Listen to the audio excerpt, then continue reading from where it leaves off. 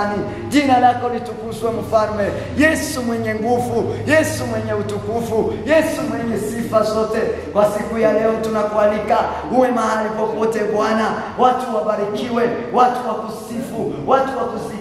Uwepo wako Bwana uje mahali hapa. Uwepo wako Yesu Kristo uje ndani ya mioyo yetu. Uwepo wako Bwana wa majeshi mahali Bwana wa mabwana wote watakusanyikia mahali popote, yote atapiga magoti na kuomba. Bwana wa majeshi, uwepo wa Mungu uwepo wa mahali hapo. Uwepo hapo Bwana wa majeshi, sababu uwepo wako Baba unadhihirisha wewe. Baba ni kudhihirika kwako ndani ya watu, ndani ya kanisa, ndani ya mahali popote wanashiriki nyumbani mwao. Yesu Kristo mwana wa Mungu, Baba ninawaweka mikononi mwako. Baba ninawaombea, Baba ninawaombea Bwana watoto, ninaombea Bwana ibada yoyote, chochote kitafanyika Bwana katika ibada. Baba wa majeshi, kibarikiwe, kiinuliwe, jina la Mungu libarikiwe, utukufu wa Mwenyezi Mungu uzirike. Yesu Kristo, hii ni wakati wa kukaribia. Baba tunakumbuka madhabahu. Yesu tunakumbuka madhabahu. Yesu Kristo mwana wa Mungu, tunakuja mbele zako sababu Bwana wa mabwana ukizirika ndani yetu utakuwa umezirika duniani na dunia itasaidika. Baba wa majeshi, sababu wewe ni msaada, wewe ni mambo yote ndani ya yote. Jina lako litukuzwe mfalme. Yesu Kristo mwana wa Mungu, ninalisifu jina lako, ninalitukuza Bwana wa mabwana.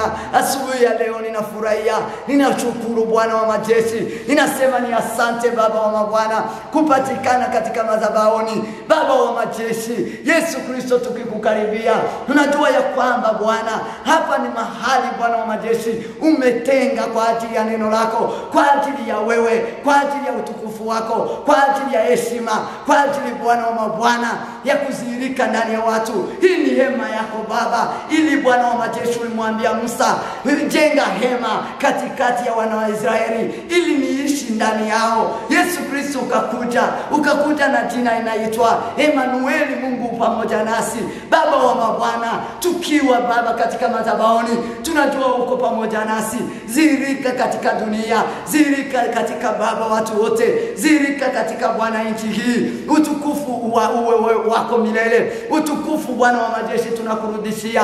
Yesu Kristo tunakusifu na tunakuabudu. Pewa sifa zote. Utukufu ni wako milele. Heshima na enzi na nguvu ni zako milele. Mungu wa Israeli, nakudanisa foma hii. Jina lako litukuzwe. Baba ninasema ni asante. Utukuke milele Bwana wa mabwana. Uimidiwe. Yesu Kristo uzihirike mahali popote watu wanapokusanyika kwa jina la Yesu Kristo. Baba wakiwa na upendo wa ajabu, wakinyenyekea mbele zako Yesu Kristo. Baba wa majeshi, na kuungama makosa na dhambi, wakimtarajia Mungu, wakimsifu Yesu Kristo. Pokea sifa hizo. Pokea Bwana wa mabwana sadaka na fungo la 10 mahali popote watakapo Bwana toa. Yesu Kristo, yeyote atakayo Bwana wa majeshi ikumbuka madhabahu na kutoa Bwana wa mabwana dhabihu mbele za Mungu. Yesu Kristo, upokee dhabihu hiyo, iwe Bwana wa majeshi manukato mbele zako Yesu Kristo. Inaombea sadaka Baba wa mabwana zikumbuke. Kumbuka Bwana wa majeshi, wakumbuke Bwana wa mabwana kwa upendo wa ajabu wakidhihirisha Yesu Kristo kwa kutoa. Yesu mwana wa Mungu, kwa wakati huu, wakati shetani hataki, wakati dunia haitaki, wakati wale wote Bwana wa majeshi wamche Mungu hawataki, lakini Bwana wewe ni Bwana wetu, wewe ni mwokozi wa maisha, wewe Baba ni suluhisho la kila hitaji, la kila jibu. Wewe Baba katika shida kale, hakuna chochote cha kututenga na wewe, hakuna Bwana wa mabwana. Ndiposa Mwenyezi Mungu tunakukumbuka Yesu Kristo ndani yetu. Baba wa majeshi, hakuna lolote la kutunyang'anya wewe,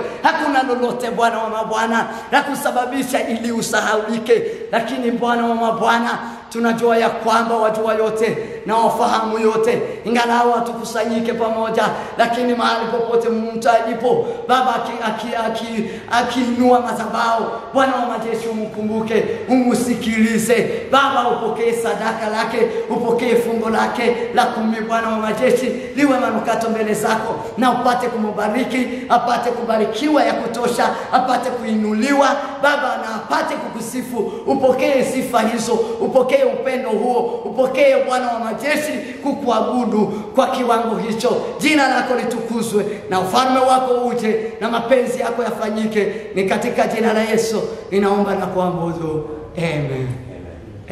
Basi kwa hiyo tutaimba wimbo moja wakiniletea bahasha, tukijiandaa kila yoyote kwa sababu ya muda. Tutaharakisha, tutaimba wimbo moja tukitafakari uwepo wa Mungu. Ukimkaribia Mungu, mkaribie na unyenyekevu, mkaribie na kutambua. Pasipo kutambua, ukija na ujinga, utalaaniwa. Sababu hii si kawaida. Hii si kawaida. Ni wakati ulio mgumu. Chochote kitafanyika kwa wakati ulio mgumu. Si kawaida, si kama kawaida. Hii ni kutoa damu. Hii ni kutia chini. Ni lazima kuwe yoyote aliyo hapa, yoyote atakayepokea damu hii na mwili, tafadhali ajiote yeye mwenyewe. Sababu hii si kawaida. Na haya yanayofanyika si kawaida. Kwa sababu hii ni wakati dunia inataka kufuata uwepo wa Mungu. Lakini yeyote anayosimama kwa ukweli na anasimama pamoja na Mungu, na utukufu wa Mungu upo mahali hapo. Kuna nguvu za hawa wote wanaolala zinakaribia mtu mmoja anayesimama akiwa macho. Sasa kwa hiyo chochote atakachokitenda kina uwezo na nguvu na mamlaka, kwa sababu yupo pamoja na Mungu. Wengine wamekimbia kwa sababu ya korona. Kwa hiyo tutaimba nyimbo hiyo, na tukiandaa yote mioyo pia na upendo wa Mungu, tukipitia kwa sadaka, tukitoa watafungua kikapu na tutoe tukiimba nyimbo hiyo. Na baadaye tukimaliza nyimbo hiyo, tutasoma neno la Mungu na tuombee meza ya Bwana na tupate kupokea mwili wa Yesu na damu ya Yesu Kristo. Kwa hiyo nataka tutaimba wimbo wa sura 4. Kabla msimame patie bahasha.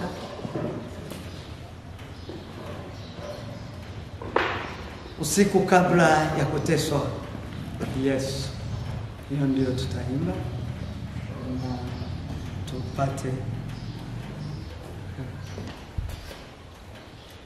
na tupate kutoa. Mpite mbele. Mnaogopa madhabahu?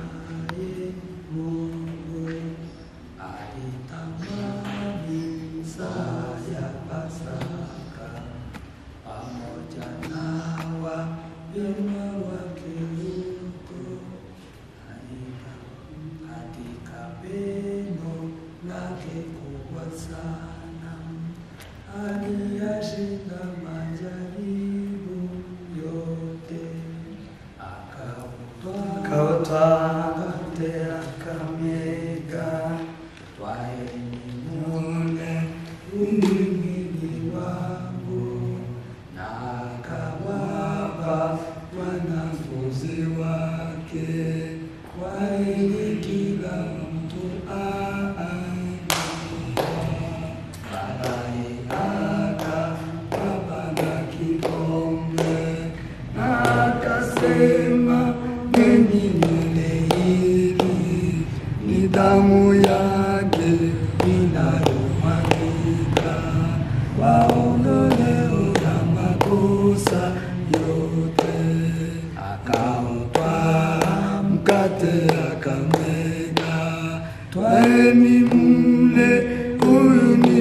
wangu, na kawapa wanafunzi wake.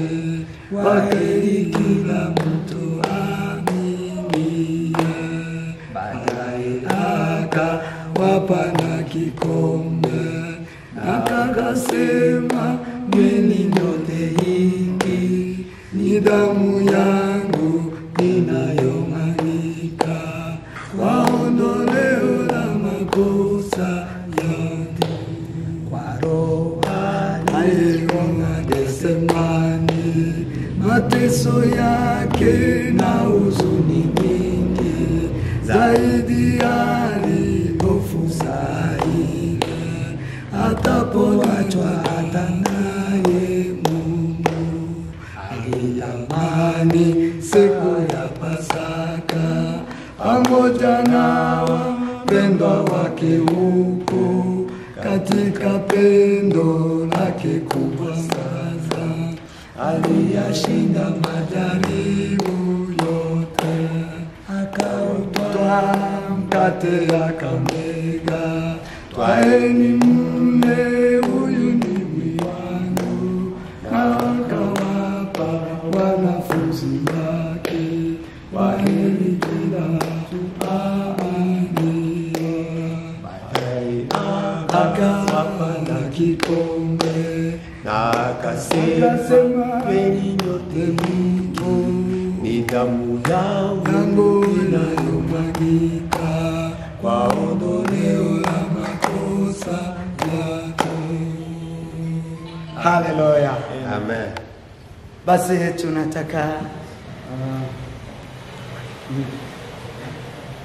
tunataka kukaribia meza ya Bwana, sote tukiendelea kujioja na kuendelea kuwa mbele za Mungu.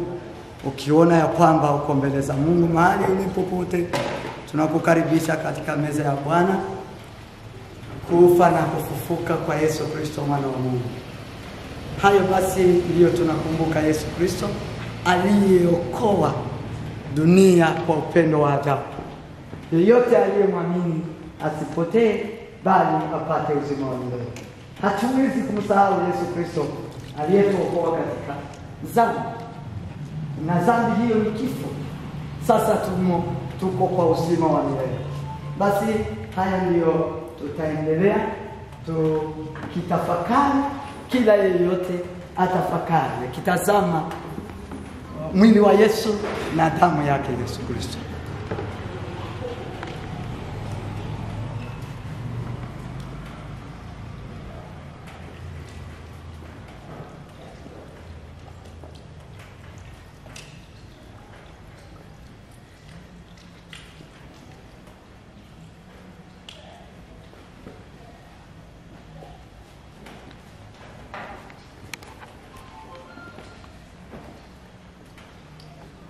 Basi tukikaribia, hata tusome neno la Mungu katika kitabu cha Marko sura 14 na haya yake ya 22. Biblia inasema ya kwamba, katika kitabu nilicho nacho tasoma na kitabu cha Kiswahili. Biblia inasema ya kwamba, bakija yenda umutima amaze kushimira, arawumanyagura, arawubaha, arababwira ati, nimwakire, uyu ni umubiri wanje. Basi baada ya kushika mkate, Biblia inasema ya kwamba akaumega. Baada ya kumega akashukuru na akawapa wanafunzi wake, akisema ya kwamba, mle, hii ni mwili wangu uliotolewa kwa ajili ya dhambi zenu. Basi tunataka kushukuru Mungu kwa maombi, tukitafakari yale Mungu aliyoyafanya kwa ajili yetu, kwa ajili ya kuondolewa dhambi kwa wanadamu, yaani sisi. Mungu Baba uliye juu mbinguni, tunasifu jina lako Baba. Tunautwaa mkate, tunasimama Bwana mbele zako, mbele ya makuhani, mbele Bwana wa majeshi, ya viongozi wa kanisa, tukiwa katika kanisa madhabahuni. Yesu Kristo, ni asante kwa uwepo wako, ni asante kwa upendo wako wa ajabu mno Baba wa mabwana, uliotoa mwili wako kwa ajili yetu, ukapigwa, ukasulubiwa, Bwana wa majeshi, ukavumilia hayo kwa ajili ya kutuokoa Yesu Kristo. Tukatoka katika hatia, tukatoka katika Bwana dhambi zozote. Yesu Kristo, tunashukuru mwili wako uliotolewa ili sisi tuondolewe dhambi, tutoke katika hukumu, kwa sababu tumehukumiwa kwa sababu ya dhambi zetu. Lakini kwa upendo wako wa ajabu, Bwana wa mabwana, ukasimama, ukajitoa, ukajitolea. Yesu Kristo, tunasema ni asante. Jina lako litukuzwe Bwana wa mabwana, kwa ajili ya upendo wako Baba wa mabwana. Ndio tunadhihirisha siku ya leo, tunakumbuka, tunatambua Yesu Kristo mwana wa Mungu, tunatambua Mungu Baba upendo wako wa ajabu uliokusababisha ukamtoa mwana wako wa pekee. Yesu Kristo, tunatambua upendo wako Bwana wa majeshi, ulipofika ulimwenguni ukiwa na mwili, haukujali na mwili wako ukaachilia kwa ajili yetu. Yesu Kristo, tukikumbuka Baba wa mabwana katika Getsemani, Yesu, tunaona upendo wako wa ajabu. Katika msalabani tunaona upendo wako wa ajabu. Katika Bwana wa mabwana ukiweka katika Bwana wa kaburini, tunaona upendo wako Baba. Ukifufuka tunaona upendo wako. Yesu Kristo mwana wa Mungu, usifiwe milele kwa ajili ya mwili wako. Jina lako litukuzwe kwa wakati huu Baba, tukishika mwili huu, yaani Bwana wa mabwana, kuondolewa dhambi kwetu kwa kujitolea kwako, ili sisi Baba tuhesabiwe kuwa wenye haki, tusiingie katika Baba hukumu. Ni jina lako litukuzwe, ni katika jina la Yesu tunaomba na kuamini, amen.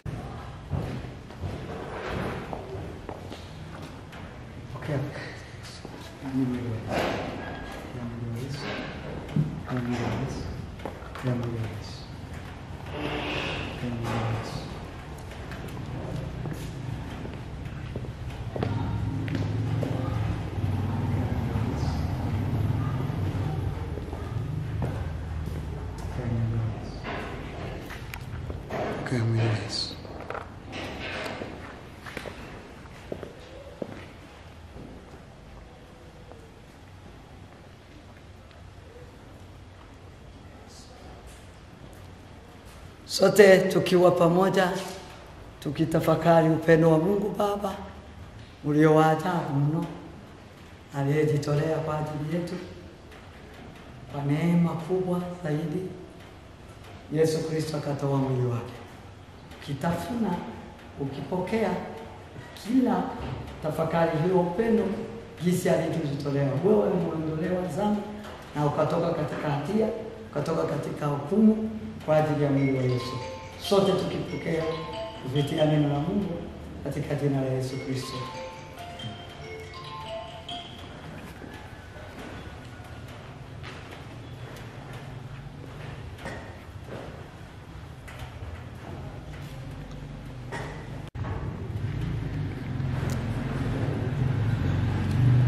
Baada ya kula mwili, ya kupokea mkate, akapokea na kikombe. Biblia inasema ya kwamba yendi gikombe amaze kugishimira arakibaha, anweraho bose, arababwira ati ayana na maraso yanje yisezerano risha ava ku bwa benshi. Yesu Kristo akashika na kikombe, akashukuru. Yahani, hii ni damu ya Yesu iliyomwangika kwa ajili yetu ya kuondolewa dhambi, na tena ni agano jipya tulilo nalo.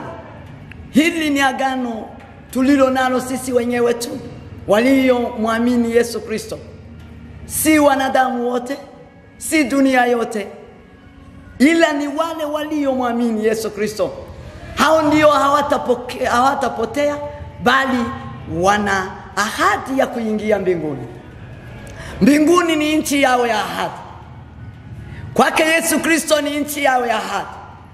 Basi tukipokea kikombe ni kumaanisha ya kwamba tunakumbuka ahadi yake ya kurudi kwake Yesu Kristo na kutuchukua ili tuingie katika agano jipya, tuingie katika uzima wa milele.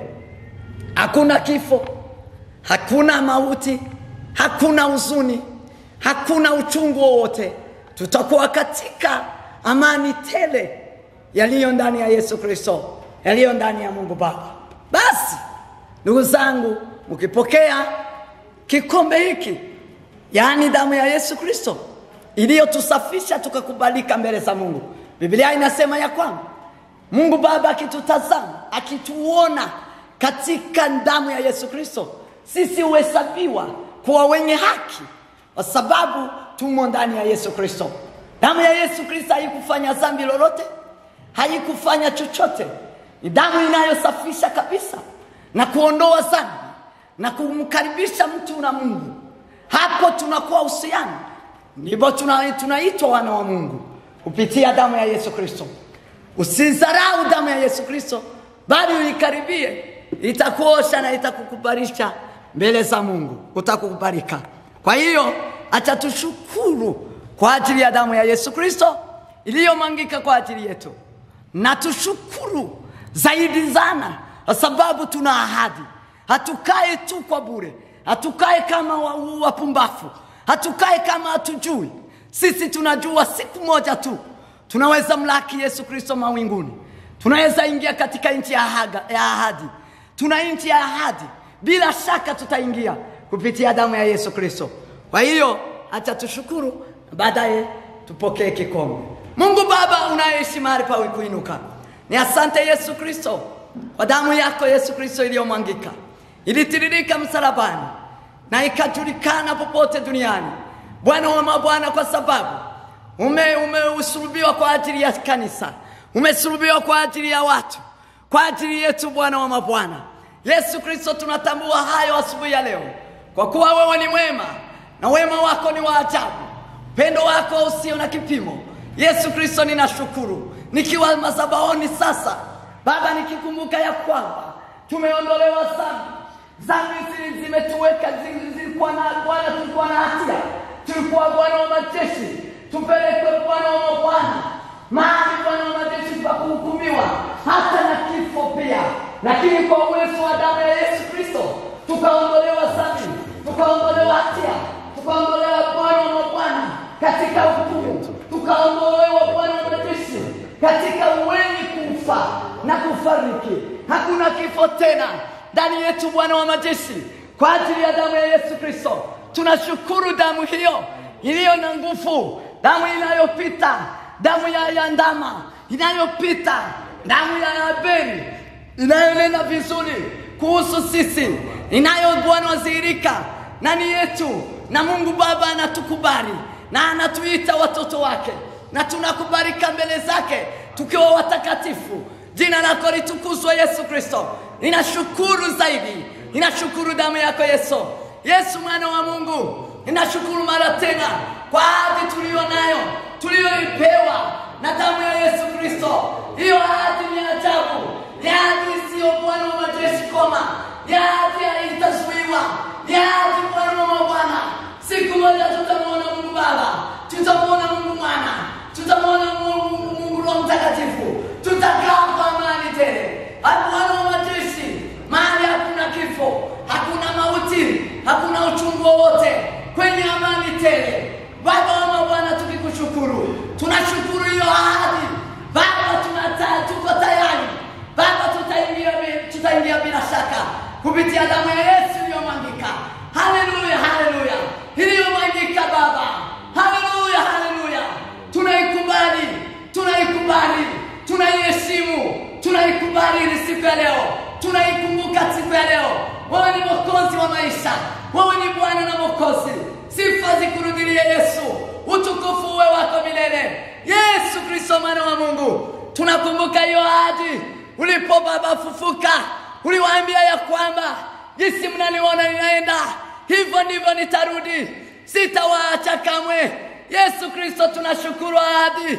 Yesu Kristo ulisema ya kwamba tusizunike mioyoni mwetu, bali Bwana wa mabwana tuamini tu. Tunaamini damu ya Yesu, tunakuamini Yesu Kristo. Sifa zikurudilie. Ni asante Yesu kwa sababu tunayo Bwana wa majeshi miongoni mwetu, yanayotufariji tukipitia katika bonde la mauti, tukipigwa huku na kule kwa ajili ya dunia na upepo ukivuma. Baba wa majeshi, hatuna shida, hatuhuzunike Baba. Haleluya. Tunajua ya kwamba bila shaka tutamwona Mungu, tutamulaki, tutaingia kwenye ahadi nzuri. Jina lako litukuzwe Mfalme. Yesu Kristo tukuke milele. Ni asante kwa siku ya leo kubwa sana. Siku kuu kwa wanadamu, siku kuu kwa wale waliomcha Mungu, siku kuu kwa wale waliomtazama, siku kuu kwa wale waliomwamini Yesu Kristo. Hii ni siku kuu zaidi. Hii ni siku kuu kwetu Bwana. Baba, tunakumbuka, tunasema ni asante. Tunakumbuka gisi tulitolewa dhambi, tuliondolewa dhambi, tulitoka katika mauti, tukaingia katika uzima wa milele. Sifa zikurudilie Bwana. Tunashukuru damu yako Yesu Kristo. Kwa hiyo usifiwe milele, uimidiwe, tunakuheshimu. Ni katika jina la Yesu tunaomba na kuamini. Amen. Baada ya kushukuru akawapa kikombe. Basi pokea kikombe, yani damu ya Yesu na ahadi yake. Ya kikombe cha damu ya Yesu Kristo na ahadi yake. Pokea kikombe cha damu iliyomwagika kwa ajili yako na kukuosha na ahadi pia. Pokea damu ya Yesu Kristo, yani ondoleo wa dhambi.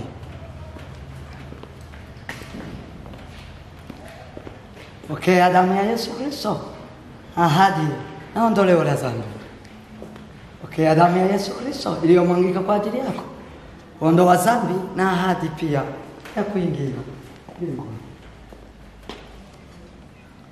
Pokea damu ya Yesu Kristo iliyomwagika kwa ajili yako na kuondolewa dhambi na ahadi mbinguni.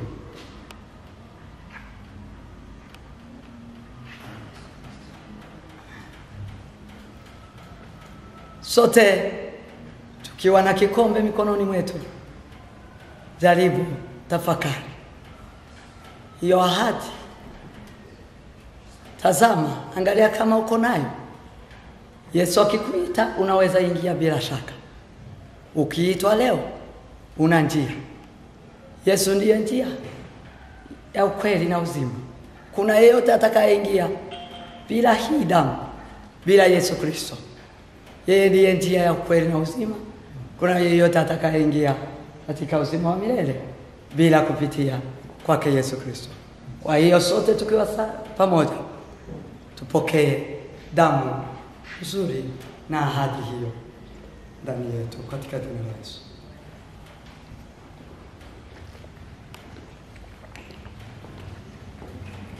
Baada ya kukunywa, kushiriki meza ya Bwana, mkate na damu ya Yesu Kristo, wakaimba, wakashukuru Mungu.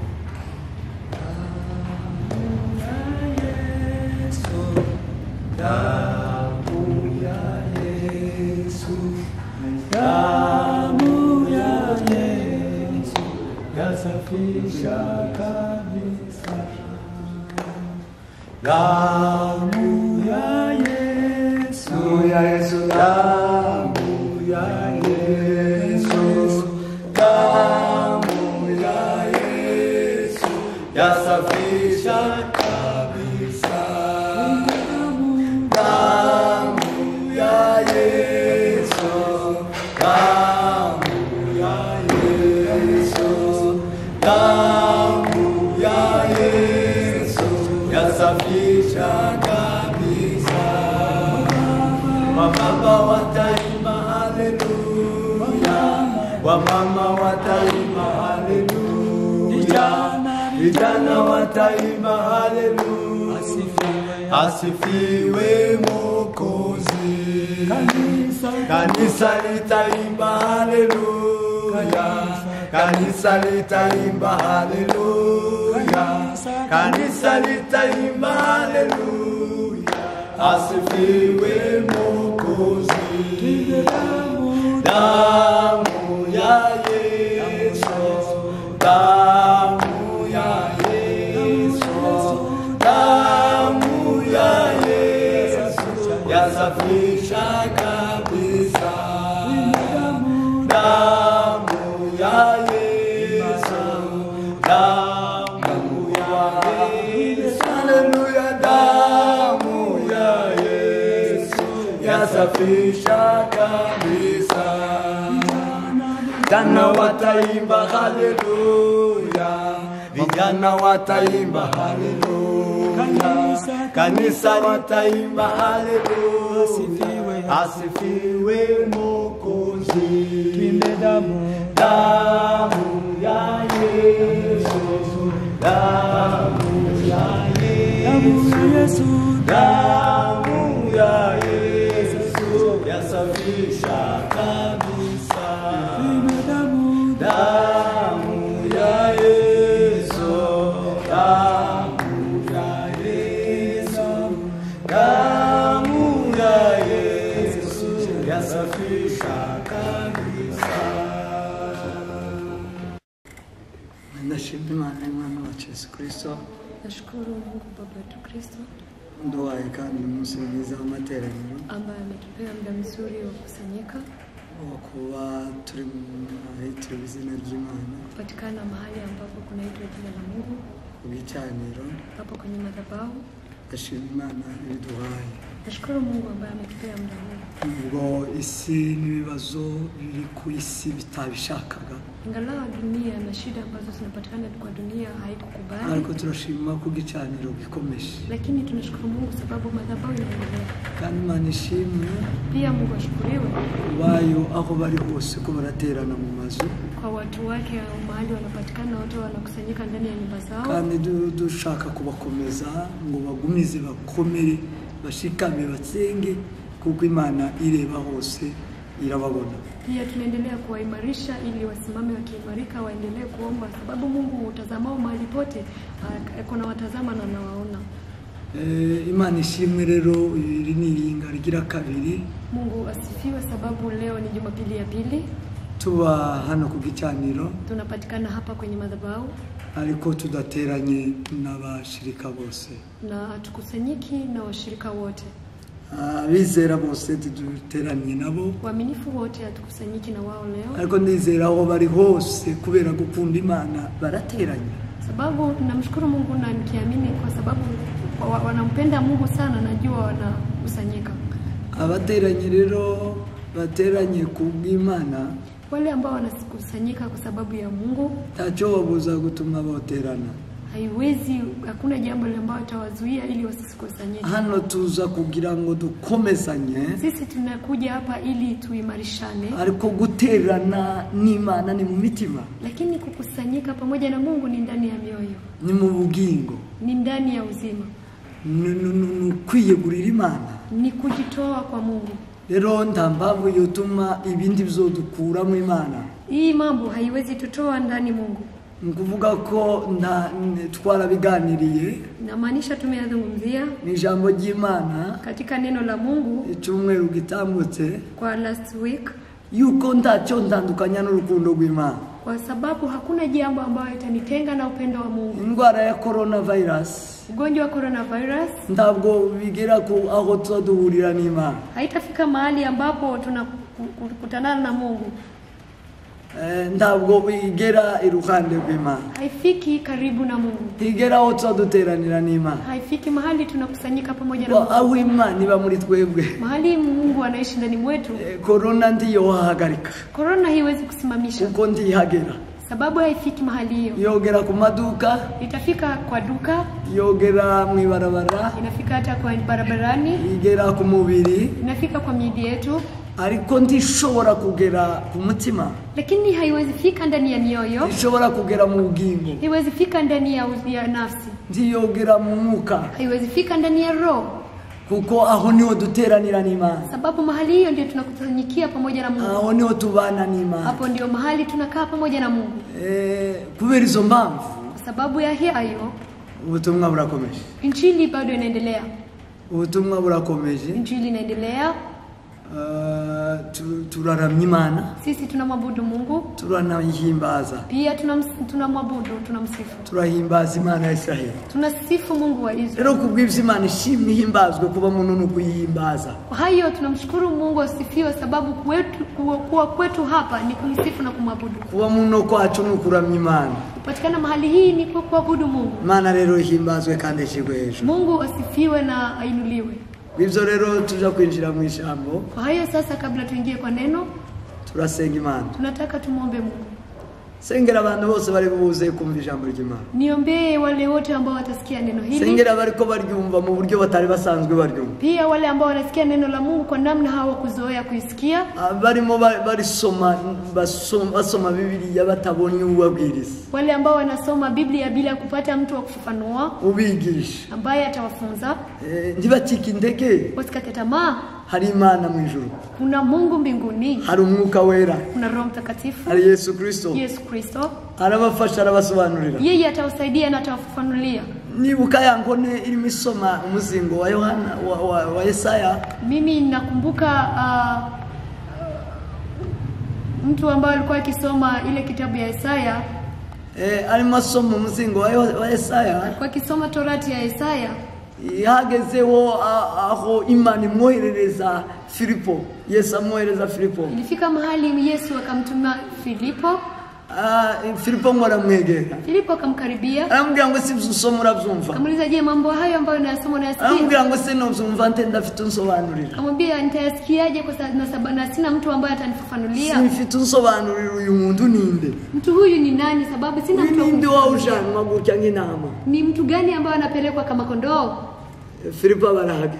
Filipo akafika. Yageze asanga ariko asoma. Alifika akimkuta yeye akisoma. Rero abasomyi barimo basoma ijambo ry'Imana muri iki gihe badafite abasobanurira. Kwa hiyo wale ambao wanasema neno la Mungu na wana watu ambao watafafanulia. Musome cyane. Someni sana. Yesu arabohereza ngaba Filipo. Mungu atatuma kama kina Filipo. Umwuka Wera araohereza ba Filipo. Roho Mtakatifu atatuma kina Filipo aze kubasobanurira ili aje awafafanulie. Yaramusobanuriye Filipo. Alimfafanulia Filipo. Amaze kumusobanurira. Alipomaliza kumfafanulia, vyatumye nanone ilimpasa Imana yarigamiriye kumenyesha yankone ile jambo ambayo Mungu alikuwa anahitaji kujulisha mtu huyo, yararibonye, ameipata.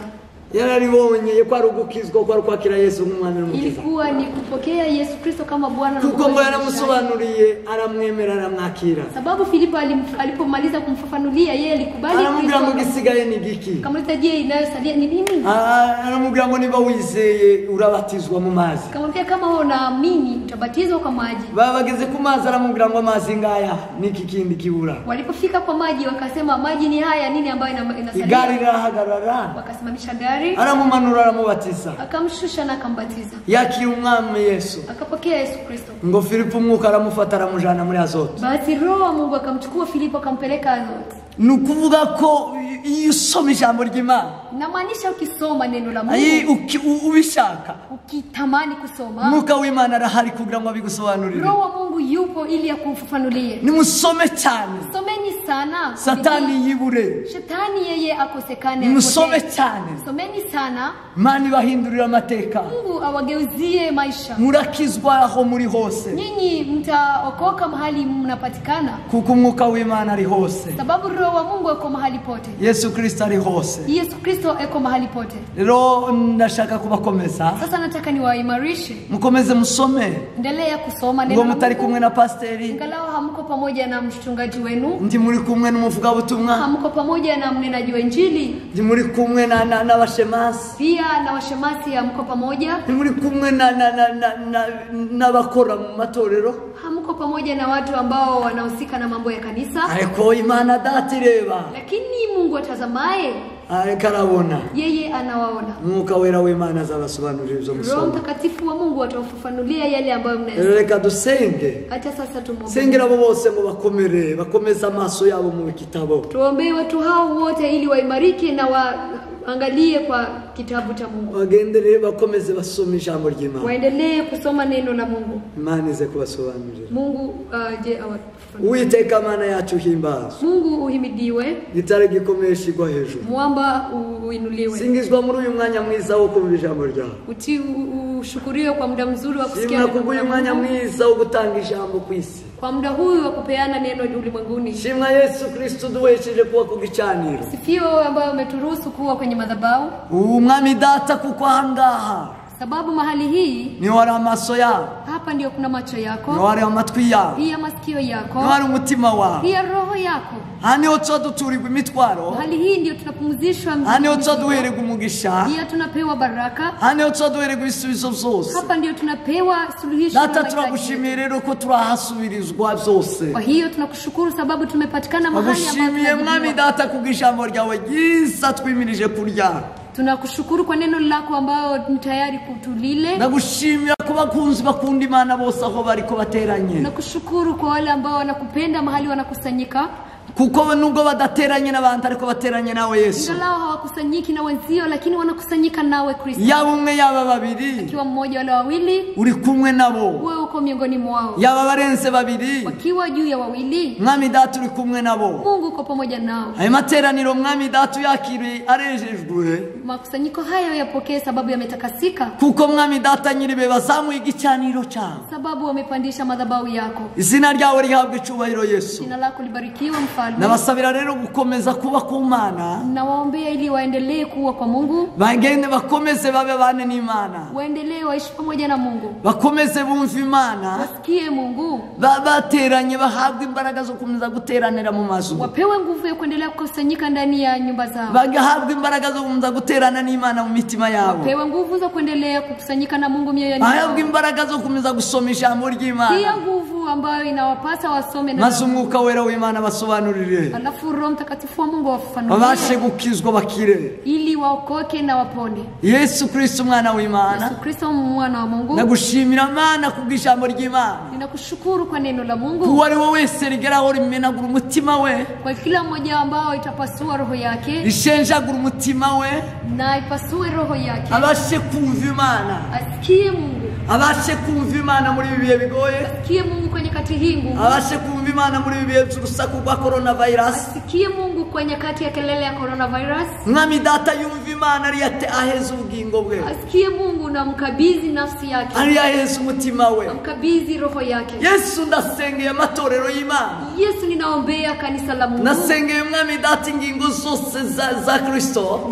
Naombea makanisa zote za Kristo. Mwami data nyiriwe ngo akomeze. Ili aimarike. Uyakomeze mwami data. Uimarishe Mungu. Uyakomeze Yesu Kristo. Uimarishe Kristo. Ngo barusheho kumeza kwibuka Yesu Kristo wakomotse mu ruzaro rwa Dawidi. Ili waendelee kumkumbuka Yesu Kristo aliyetoka kwenye kijiji cha Dawidi. Mwami data nyiriwe yakabigishitsi. Mwami data nyiriwe gikomeye mu isi. Pia yeye ni ngome kubwa duniani. Yesu turagushima kubafasha. Yesu tunakushukuru kwa Agushimiye kubagirira neza. Pia na kuwatendea mema. Kandi muri uyu mwanya turakurarika kubana natwe. Kwa nyakati hii tunakualika ili ukae Kugira ngo nasi. tubashe kwakira ijambo ryawe ngo riri. Ili tupokee neno lako kama ilivyo. Ukuri duhaye mwami Yesu. Jinsi utatupea Yesu. Ureke buri wese agira appetite. Acha kila mmoja wapo Agire appetite, agira kabayagwe, agire mwami data nyiribiye. Yumva shaka kurya no kunywa ijambo ry'Imana. Kila mmoja ajihisi kula na kunywa neno la Mungu. Zina ryawe ryagwe cubero kubw'ijambo ryawe. Jina lako libarikiwe. Ni zina rya Kristo Yesu twizeye. Kwa jina la Yesu Kristo tunaomba tukiamini. Amen. Bwizo rero turakomeza dusoma ijambo ry'Imana. Sasa ni wakati mzuri wa kusoma neno la Mungu. Ku cyumweru twaganiriye ijambo ry'Imana hejuru yo kudatandukana n'urukundo rw'Imana kubw'ibibazo byinshi dufite. Jumapili iliyopita tulizungumza neno ya upendo wa Mungu, kutokuacha upendo wa Mungu kwa sababu ya shida ambazo zinatukumba. Kuko isi zose zobasha kudutandukanya n'urukundo rw'Imana. Sababu shida hizi zote haziwezi kututenga na upendo wa Mungu. Takiriho ndakizaza. Hakuna jambo lilikuja na litakuja, liwepo na litakuja. Yo dutandukanya n'urukundo rw'Imana. Ambayo itatutenganisha na upendo wa Mungu. Mwisi tu imibabaro. Duniani kuna shida, huzuni. Imibabaro. Huzuni. N'urukundo rw'Imana. Na upendo wa Mungu. Kubakijijwe. Kwa wale ambao wameokoka. Ubemera Imana. Kwa wale ambao wanamkubali Mungu. Tiwo bitandukanye. Huwezi yatofautisha. Tiwo bitandukanye. Huwezi yatofautisha. Ukumubabaro. Sababu huzuni ni muri kimwe cy'ingenzi. Ni moja wapo cy'ubuzima bw'abakristo. ambayo inapatikana ndani ya maisha wa Kristo. Ubuzima bwa Kristo, Maisha wa Kristo, ubuzima bwa Kristo, maisha ya Kristo uba mu mibabaro. kunapatikana ndani huzuni. Muririmbyi umwe yararirimbye, Mwimbaji mmoja ameimba, aravuga ngo ntakubaho kutari mu rupfu. akaimba akasema hakuna kuwepo bila kufa, Ntakubaho ntakubabara. na hakuna kuwepo bila kupata shida na tatizo. Nukuvuga ngo umubabaro wacu Namaanisha huzuni yetu no gupfa kwacu na kufa kwetu ni muri bimwe bigize umukristo. ni mojawapo ambayo inamfanya Mkristo. Ni ubuzima bwa Kristo. Ni maisha ya Mkristo. Nico gituma ndakikanga umukristo. Ndio maana hakuna jambo ambayo itastua Mkristo ngo ibyago zabaye sababu shida imetokea cyangwa ibibazo zabaye wala matatizo imetokea. muririmbyi umwe mukuru uri mu gitabo cyo gushimisha, Mwimbaji mmoja wa nyimbo za tenzi, azanezeza yararirimbye neza. yeye ananifurahisha mimba Yavuze vizuri. ngo nje ndi umukristo, Amesema mimi ni Mkristo. ngo ni ikintu kiza gihumuriza umutima wanje, Ni jambo ambayo inafariji moyo wangu. ngo kikanibagiza ibyago zose, Pia inanipea kusahau shida zote. kumva nduhuwe n'umwami Yesu. Na ninajihisi kupumzika na Yesu Kristo. Nukuvuga ngo umukristo, Inamaanisha Mkristo. ubukristo ni ikintu kiza gikamurukana bwose bw'ibibazo. Ukristo ni jambo ambayo inamaliza shida zote za ulimwengu. Ubukristo buza bukamura ubukana bwose bw'ubusharire bwo mwisi. Ukristo ni jambo ambayo inamaliza maumivu yote na uchungu ya ulimwengu. Lero aravuga ngo ni ikintu kiza gihumuriza umutima wanjye, Ni jambo ambayo inafariji moyo wangu. ngo ngumva nduhuwe n'umwami Yesu. Na najihisi nikipumzishwa na Yesu Kristo. Nzo kurindizera neza habera b'Imana bari, Kwa kweli ninaamini mahali wa Kristo wote wanapatikana, waaminio aho bari hose mahali wanapatikana pote, barizeye wanaamini. ibibazo byabo ntibibabaje, Shida hii haijawapea uchungu sana. sivyo banyeganyeza ngo bate umurongo wo gukunda Imana, Haiwezi wapiga huku na kule ili wapoteze mwelekeo wa Mungu. kuko ngo ni ikintu kiza kibahumuriza, Sababu ni jambo ambayo inawafariji kikabibagiza ibyago, na inawapea kusaulika mshida, bakaryama bagasinzira, na wanalala wanasinzira. baratujije batuje umutima, Wao wako na roho ya upole, baturije umutima imbere y'Imana. roho yao inatulia mbele za Mungu. Rero nukuvuga ko Namaanisha umukristo Ukristo ntacyo dutandukanya n'urukundo rw'Imana. hakuna jambo ambayo itatutenga na upendo wa Mungu. Dukomerezaho ku cyumweru gitashe cyashize, Tuliendelea kwa wiki iliyopita, tuvuga hejuru yo gusenga Imana, tukazungumza namna ya kuomba Mungu, jinsi ya kuomba Mungu. tuba dusanga Imana yacu, Sisi tunaenda mbele za Mungu wetu. tunamwendea Mungu wetu. Yego twebwe dusanga Imana yacu.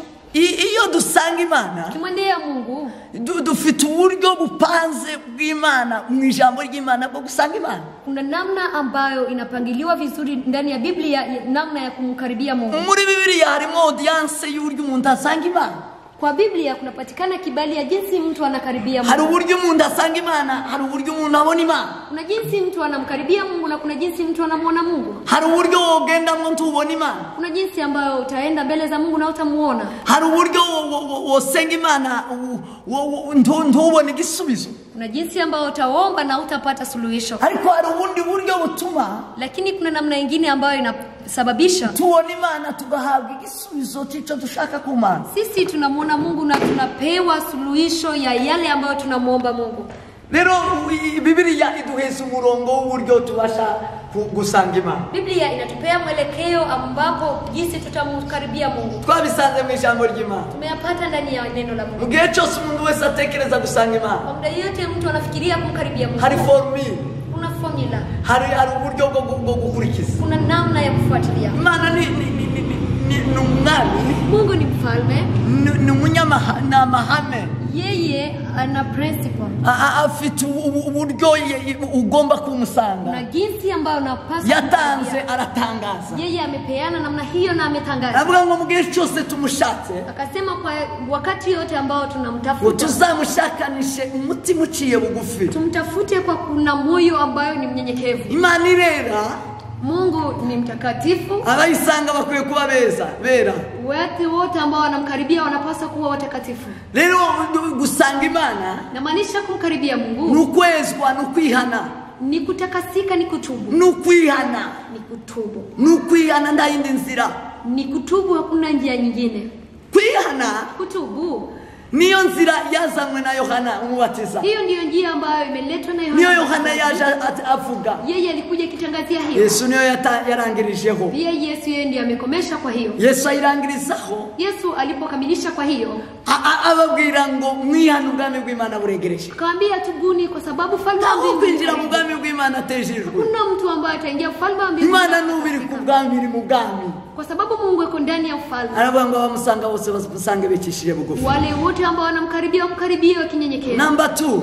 Jambo la pili nukubasha ngo kuzamura madhabahu, kujenga madhabahu. ni kuwezeshwa kubaka igicaniro.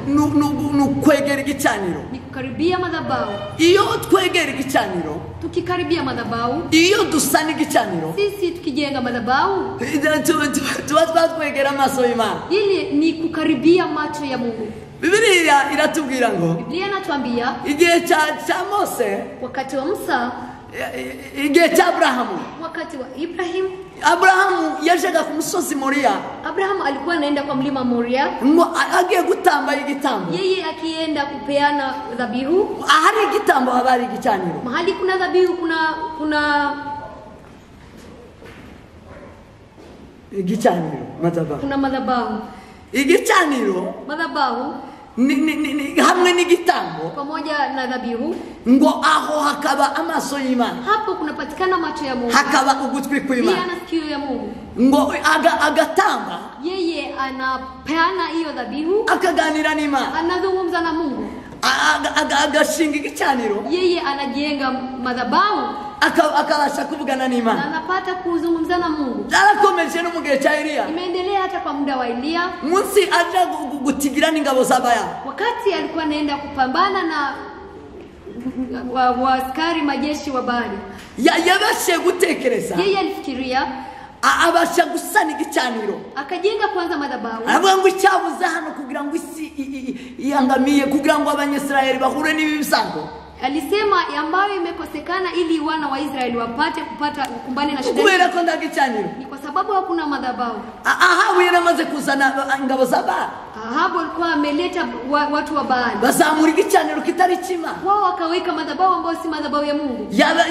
Yibigirwama. Madhabahu ya miungu. Imana iraraka. Mungu akakasirika. Ariko kugira ngo Eliya abashe kuvugana n'Imana. Lakini iliyosababisha Eliya azungumze pamoja na Mungu. Ngo yayubatse igicaniro. Yeye amejenga madhabahu. Ashinga amabuye. Akaeka mawe. Ngo amaze gushinga amabuye. Alipoweka mawe, ngo ashiraho igicaniro. Akaweka madhabahu. Arubaka igicaniro. Yeye akajenga madhabahu. Ngo arangije kubaka igicaniro. Kumaliza kujenga madhabahu. Ngiye cyane umunsi. Kwa jioni Imana iraturagarira ivugana na Eliya. Mungu akazungumza na Eliya. Imana isivugira ku madhabahu. Mungu huwa anazungumza kwa madhabahu yake. Imana isivugira ku gicaniro. Mungu anazungumza kwa madhabahu. Hari bene data bazabasanga Imana mu nzira itari yo bazayibona. Kuna wandugu ambao wanamtafuta Mungu kwa njia ambayo hari abantu bashaka Imana mu nzira itari yo bazayibona. Na wale ambao wanamtafuta Mungu kwa njia ambayo si sambamba. Kuko Imana ishakirwa mu gicaniro. Kwa sababu Mungu ukimtafuta unamtafuta kwa madhabahu. Imana ibwira Mose. Mungu akamwambia Musa. Iramubwira ngo nyubakira igicaniro. Akamwambia njenge madhabahu. Ubaka ihema. Jenga hema. Kandi hema urishira hagati. Pia hema uweke katikati. Hagati y'Abanyisraeli. Katikati ya wana wa Israeli. Imiryango ine imbere. Familia nne mbele. Imiryango ine inyuma. Bila ingine nne nyuma. Iburyo ni bumoso. Kwa kuume na kushoto. Ihema ry'Imana ribe hagati. Hema ya Mungu ikae katikati. Ngo iranze ngo mbane namwe. Ili nije nikae na nyinyi. Ico cyari gicaniro. Hiyo ilikuwa ni madhabahu. Ico cyari gicaniro Mose yarakoreye. Hiyo ilikuwa ni madhabahu Musa alikuwa akimefanya. Akorera Abanyisraeli. Alikuwa akifanyia wana wa Israeli. Kugira ngo Imana izibane n'Abanyisraeli. Ili Mungu aje akae pamoja na wana. Azayumva Abanyisraeli mu gitondo no mugoroba. Asikie wana wa Israeli asubuhi na jioni. Azayumva Abanyisraeli nijoro na manywa. Pia awasikie usiku na mchana. Azabumva batewe. Awasikie wakikumbwa na shida. Abane nabo. Akae na wao. Imana irabikora. Mungu akayafanya. Mose yubaka igicaniro. Musa akajenga madhabahu. Ari hema. Ndio hema. Imani inaziturana na Wanyesraeli. Mungu akaja akakaa pamoja na Waisraeli. Imani na Wanyesraeli. Mungu akakaa pamoja na Waisraeli. Agendana nao. Akatembea na wao. Ni gicaniro cyagendana nao. Ni madhabahu ilikuwa ikitembea na wao. Yesu alipokuja, Yesu asa ni gicaniro. yeye akaleta madhabahu. Yesu ni gicaniro. Mwenyewe ni madhabahu. Ufite Yesu muri we. Mwenye ako na Yesu Kristo ndani mwake. Abafite Imana. Yeye ako na Mungu. Ni nako yavuze. Ndio amesema. Abigishwa be bamubashije. Mitume walipomuuliza. Baramubaza bati. Kamuuliza je, watweretse Imana bizabihagije. ukituonesha Mungu itakuwa nimetosha. Yesu akawajibu. Arababwira ngo mbonye babonye data. Akamwambia ambaye ataniona atakuwa amemuona Baba. Mbonye babonye Imana. Yule ambaye ataniona atamuona Mungu. Nukuvuga ngo Yesu. Inamaanisha Yesu ni gicaniro kibonekwa ku Imana. Yeye ni dhabihu ambayo inaonekana kwa Mungu. Ni gicaniro kibonekwa ku Imana. Ni madhabahu ambayo Mungu anajidhihirisha hapo. Naho tubonera Imana tukumva Imana. Hali tunamuona Mungu na tunamsikiliza. Muri Yesu tukabona Imana. Ndani ya Yesu tunamuona Mungu. Rero Imana ibwira Salomo. Kwa hiyo Mungu akamwambia Sulemani. Alijyo jambo twaza tuvuganira niyinga. Hiyo ndio jambo tulikuwa tukizungumza Jumapili. Aramubwira ngo nimwicisha bugufi mugasenga. Akasema mkinyenyekea na mnaomba. Mugashaka mu maso hanyu. Mnatafuta uso wangu. Mukaja mu nzu yitirirwa izina ryanjye. Naenda mahali ambapo kunaitiwa jina langu. Ngo natoranije. Ambao nimechagua. Ngo aho niho hari wijisho ryanje. Hapo ndio kuna jicho langu. Aho niho hari ugutwi kwanje. Hapo ndio kuna sikio langu. Aho niho hari umutima wanje. Pia na roho yangu. Rero nukuvuga ngo aho niho hari Imana. Inamaanisha ni mahali hapo kuna Mungu. Ngo nimunsenga nzabumva. Mkiniomba nitawasikia. Ngo mbakirize igihugu. Niwaponye nchi. Mwagwashije. Mkigonjesha. Mwahuye n'ibibazo bitandukanye. Mkikumbana na shida tofauti. Rero bakristo basenga Imana. Kwa hiyo Wakristo ambao wanamuomba Mungu. Aho musenga Imana hose aho muri. Mahali mnaomba Mungu mahali pote mnapatikana. Nimubashe kugenda kuko ijambo ry'Imana ribivuga. Enendeni kama jinsi neno la Mungu Biblia inasema. Nimugende mwicisha bugufi. Enendeni mkinyenyekea. Kandi mwubaka igicaniro. Pia mkijenga madhabahu. Mwakira Yesu Kristo. Mkimpokea Yesu Kristo. Muzosenga. Mtaomba. Aho muzosengera hose. Mahali mtaomba. Imana izabumva. Mungu atawasikia. Kandi azabasha kudukiza. Pia atatuponya. Rero uyu munsi Sasa leo ashaka kongeraho rino jambo. ninataka niongeze neno. Abasenze bose. Wale ambao wameomba wote. Kino cyumweru cyose. Kwa wiki hii yote. Kuko twabivuganye. Jinsi tumezusema. Munibegera Imana biciye kugufi. Tumewaambia mkaribie Mungu mkinyenyekea. Nimara musenge. Kisha muombe. Imana yumvira bumva ibakiriza igihugu. Mungu asikiaye atawasikia na waponye. Rero ndashaka kubabwira rino jambo. Sasa nataka nizowazungumzie Yo hejuru y'umukiranutsi w'Imana. kuhusu mwaminifu wa Mungu. Ikiza gifasha umukiranutsi mu gihe cy'ibibazo. Ile ambayo inasaidia mwaminifu wa Mungu wakati wa shida. Nizo tugiye kuganiraho gatoya. Ndio yale ambayo tunataka tuyazungumze kwa umukiranutsi ninde?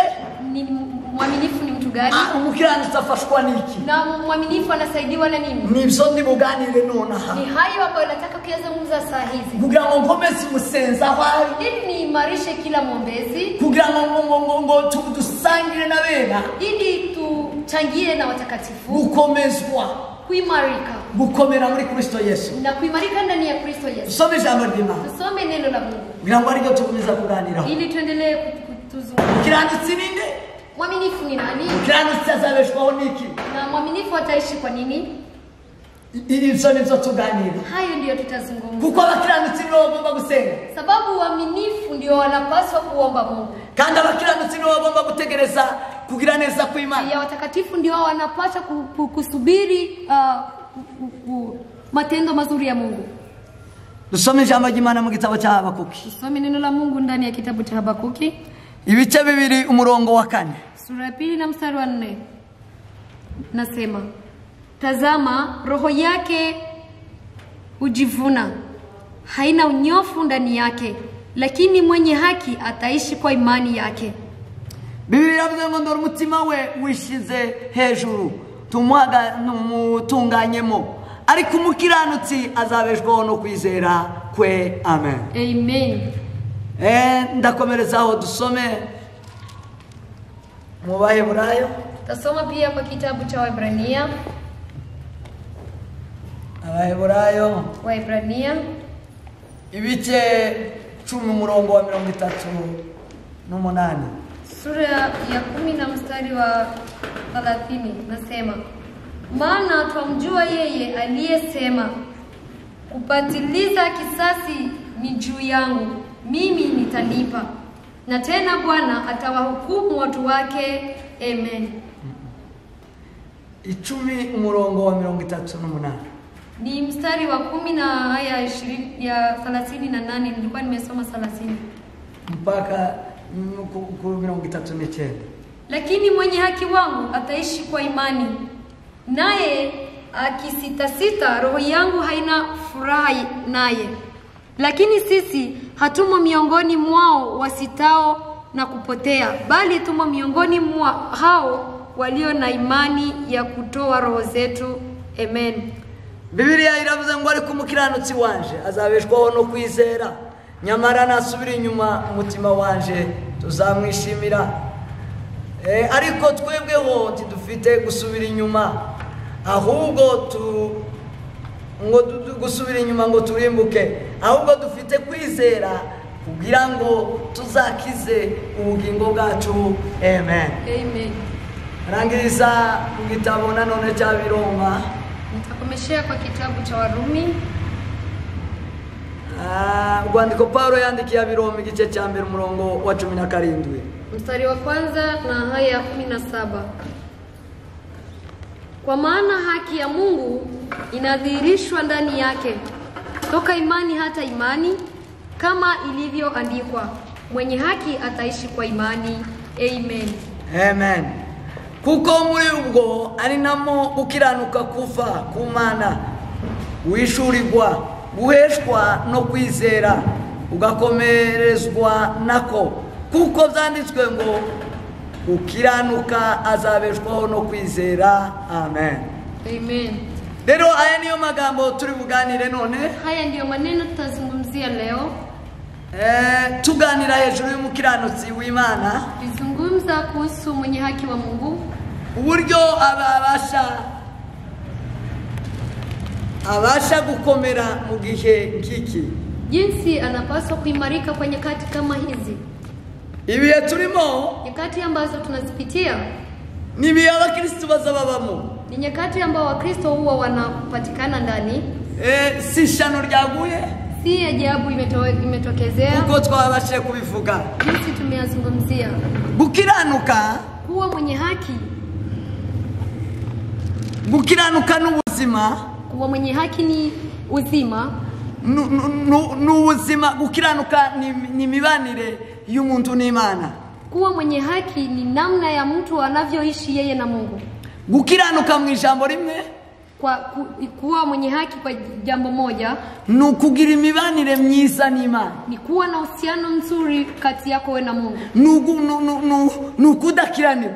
Ni kutokuwa na mabaya, kutenda mabaya. N'umuntu wavuye mu byaha, ni mtu ambaye ametoka kwa dhambi, akizera ijambo ry'Imana, na kaamini neno la Mungu, agatega Imana amatwi, pia akamsikiliza Mungu, akabasha kumva Imana, na anasikia Mungu. Uwo ni wo bazabita umukiranutsi w'Imana. Huyo ndio wanamuita mwaminifu. Haraho Paulo yabivuze, na mahali Paulo amesema mu gitabo cya Biroma, kwa kitabu cha Warumi ibice 2:13, sura 2:13, yaravuze ko, amesema ya kwamba kuko gukiranuka, kuwa mwenye haki, sukumva gusa amategeko, si kusikia tu sheria, ngo yumva amategeko y'Imana, asikie sheria za Mungu, ngo abayindutse umukiranutsi w'Imana, na alafu ageuke kuwa la hasha. Aravuga ngo kukiranukira Imana kuba umukiranutsi, akasema kuwa mwenye haki wa Mungu, ngo ahubwo n'umuntu wumvira ayo mategeko, bali ni mtu ambaye anatii sheria hizo, ngo bikamuhesha, alafu inampea, bikamutsindishiriza, na inamshindania, agahabwa gukiranuka, na anapewa kuwa mwenye haki. Kuko twabisomye, jinsi tumeyasoma, gukiranuka tugukura mu Mana. Sisi tunatoa kuwa wenye haki ndani ya Mungu, kuko Imana, kwa sababu Mungu yatanze Yesu Kristo. Yeye amemtoa Yesu Kristo. Kristo azana gukiranuka kw'Imana mwisi. Kristo sasa akaleta uhaki wa Mungu duniani. Yesu yari yuzuye mu ijambo ry'Imana. Yesu alikuwa amejaa na neno la Mungu. Yari yuzuye mu aya mategeko yose. Alikuwa amejaa na sheria hizi hizi zote. Nono Yesu akaba yuzuye gukiranuka. Yesu sasa alikuwa amejaa na uhaki. Iyo tumwakiriye Na tukimpokea tuba twakiriye gukiranuka kw'Imana. sisi tunapokea kutakasika kwa Mungu Muri Kristo Yesu. ndani ya Kristo Yesu. Kuko Kristo yuzuza amategeko. Kwa sababu Yesu Kristo yeye alikuja kujaza Arayumvira. sheria na anayatii. Nono rero gukiranuka kukavaho. Alafu kuwa mwenye haki na kutakasika inatokea. Nono rero kubera kumvira Imana. Sababu ya kumtii Mungu, Iyo ni imibanire myiza n'Imana. hiyo ni uhusiano mzuri yetu na Mungu. Imibanire y'igihugu n'ikindi Uhusiano wa nchi na jingine nukumvikana. ni kusikilizana. Imibanire y'umuntu n'uwundi Uhusiano wa mtu na mwingine nugumvikane. ni masikilizano, Nukubahana. ni kuheshimiana, Nugutega ugutwunda ukamwumva. ni kumpea mwenzio sikio na unamsikiliza.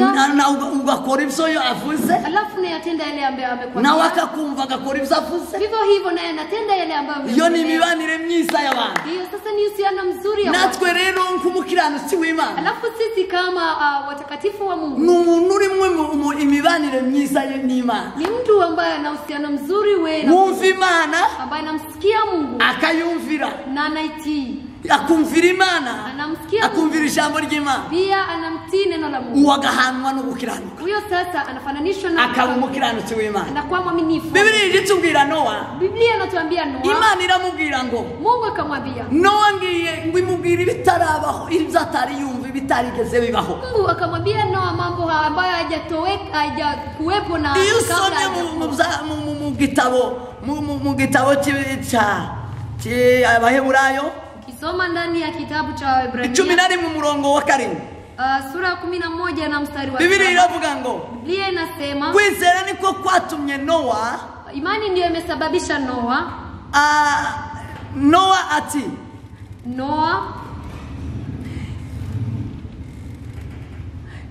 kwizera niko kwatumye Noa atinya Imana. Imani ndiyo imesababisha Noa kumheshimu Mungu. Amaze ngo kuburirwa nayo amaze kuburirwa n'Imana. Mungu alipomwambia Noa akamwagiza. Soma kwa Biblia. Kwa imani Nuhu akiisha kuonywa na Mungu katika habari za mambo yasionekana bado. Imani maze kwizera niko kwatumye Noa atinya Imana amaze kuburirwa nayo zibitaraboneka. Kwa jinsi alivyomcha Mungu akabaza inkuge, aliunda safina gukiza abo mu nzu ye, apate kuokoa nyumba yake. Ariyo yacishije iteka, na hivyo akahukumu makosa ulimwengu y'abari mu isi. Akahukumu makosa ulimwengu,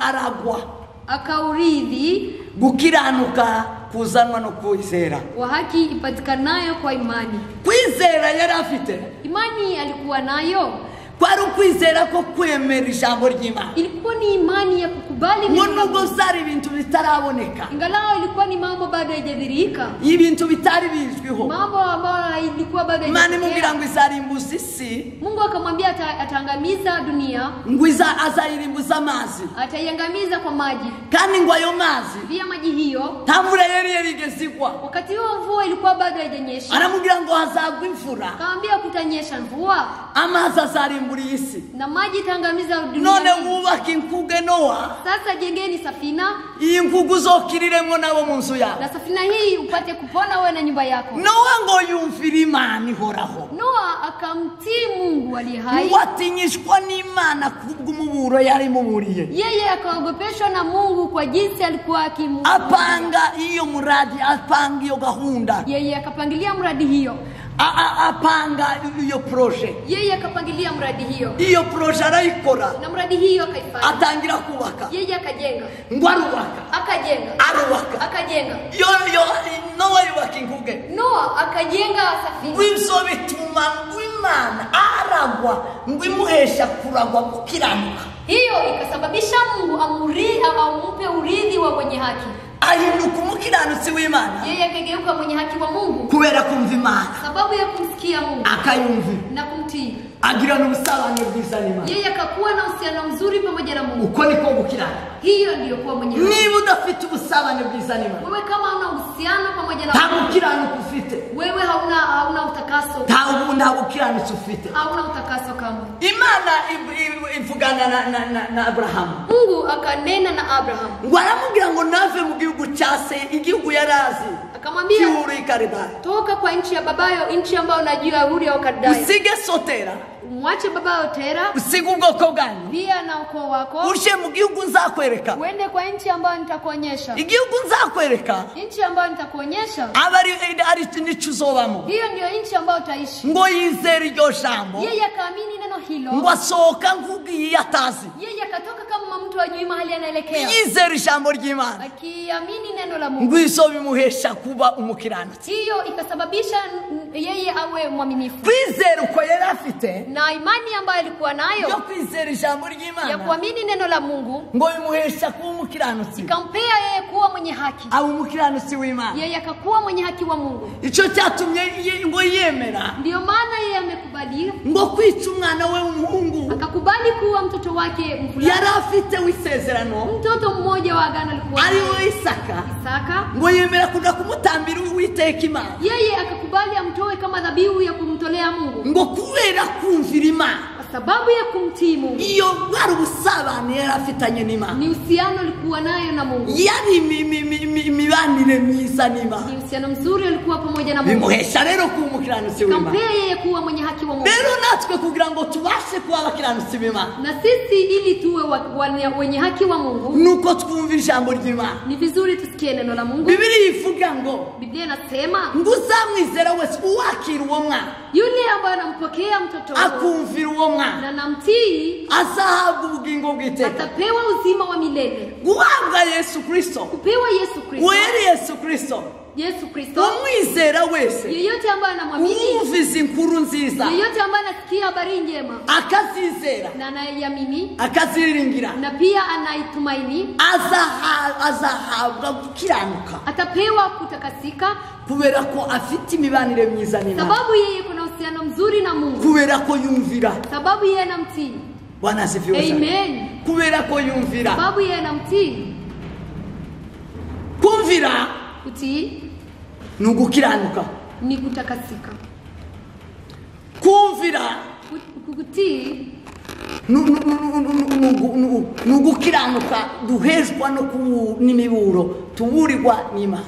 Ni utakaso ambao tunapewa kwa kusikia Mungu akizungumza nasi. Uko niko gukirana. Hiyo ndio kuwa mwenye haki. Umukiranutsi rero. Na mwenye haki azabeshwaho n'Imana. Yeye anaishi kwa sababu ya Mungu. Iyo umuntu amaze gukiranuka, mtu akishamaliza kuwa mwenye haki, hazayongera ngo yirebeho. Yeye hajitazani mwenyewe. Tazayongera ngo yitware. Yeye hajipeleki vile anataka. Tazayiyobora. Yeye hajiongozi. Azayobogwa. Yeye anaongozwa. Nuwa mukiranuye aryo jambo ry'Imana. Na mtu ambaye amemtakasa na ni neno la Mungu. Paulo yarabivuzeho. Paulo amezungumzia. Yaravuze ngo. Amesema. Aravuga ngo si uriho ni Kristo uri muri wewe. Akasema haiko yeye ambaye anaishi bali Kristo ndani mwake. Kubera ko yaramaze kwizera Kristo. Kwa sababu alikuwa ameshamwamini Kristo. Amaze kumwakira. Alipomaliza kumpokea. Aba yakire gukiranuka kw'Imana. Yeye akapokea kukuwa mwenye haki wa Mungu. Ngo noneho ngo ntiyabari ubaho. Sasa yeye hakupatikana yeye anaishi. Ngo haboneka Imana muri we. Na kukazirika Mungu ndani mwake. Haboneka Yesu Kristo muri we. Kukazirika Yesu Kristo. Aravuga ngo si uriho. Akasema si yeye ambaye anaishi. Ni Kristo uriho muri. Bali ni Kristo ndani mwake. Sinkiriho kubganje. Mimi siishi kwangu. Ndiho kubw'Imana. Bali naishi kwa Mungu. Ndiho kubwa Kristo Yesu. Naishi kwa Kristo Yesu. Aravuga ngo kubaho kwiwe. Akasema kuishi kwake ni inyungu ya Kristo. Ni faida ya Kristo. Amen. Ni inyungu yumbeshejeho. Ni faida ya yule ambaye ananipa mimi naishi. Nukugira ngo nkomeze mwerere amakamba. Nkomeze mwamamaze. Na hiyo inasababisha mimi niendelee nikimtangaza nikimtangaza. kandi no gupfa nako Pia niko na kufariki ni inyungu yanjye, faida kwangu, kuko ngo nzaba ngezaho mbabwe ibitsibo, sababu nitakuwa nimefika mahali ambao nzaba ngezaho mbabwe amakamba, mahali ambao nitazawadiwa, nzaba ngezaho natumbereye. mahali ambapo nimeangalia. Yigeze kubivuga, Yeye ameyazungumza, aravuga ngo ariruka, ngo arasiganwa, akasema ninapiga mbio, ngo arakubita, napiga, ariruka, nakimbia, ngo ntarebe inyuma, siangalii ngo nyuma, kuko ngo arangiza bali natazama ngo ubugingo, uzima, ngo icyo Kristo amufitiye yale ambayo Kristo kugira ngo amemfanyia, agisingire. ili aichukue. Rero abakiranutsi Namaanisha waaminifu babeshejweho nawe, wanaishi kwa Yesu Kristo, babeshejweho na Kristo baheza gukiranuka. wanaishi kwa ajili ya Kristo ambaye anawapea kutakasika. Icyo gituma uyu mwanditsi yanditse, Ndio maana mwandishi huyu ameandika, umwanditsi wa Dawidi yaranditse, mwandishi wa aravuga ngo si imfatiro z'isi zisenywe, akasema na misingi ya dunia ikibomolewa, ngo umukiranutsi azabeshwaho n'iki? je, mwenye haki wangu wataishi aje? Niba imfatiro z'isi zisenywe, Kama misingi ya ulimwengu inabomolewa. Zaburi igice cya 11 umurongo wa 3, Ni Zaburi 11 na mstari wa 3. Biblia iravuga ngo Yeye anasema, niba imfatiro zisenywe, kama misingi imeharibika, umukiranutsi yakora iki? mwenye haki atafanya nini? Umukiranutsi yakora iki? Mwenye haki atafanya nini? Niba imfatiro zisenywe, Kama misingi iyo imeharibika, umuntu abaye umukiranutsi mtu akiwa mwenye haki, azabeshwaho n'Imana. yeye anaishi kwa sababu Ni huyu mwanditsi yasubije ndio maana mwandishi mwingine amemjibu w'Abaheburayo, wa kitabu mu cha gitabo Waebrania, cy'Abaheburayo, kitabu cha Luka Waebrania, yandika, akasema aravuga ngo akasema umukiranutsi wanje mwenye haki wangu azabeshwaho no kwizera, ataishi kwa imani, azabeshwaho no kwizera. ataishi kwa imani.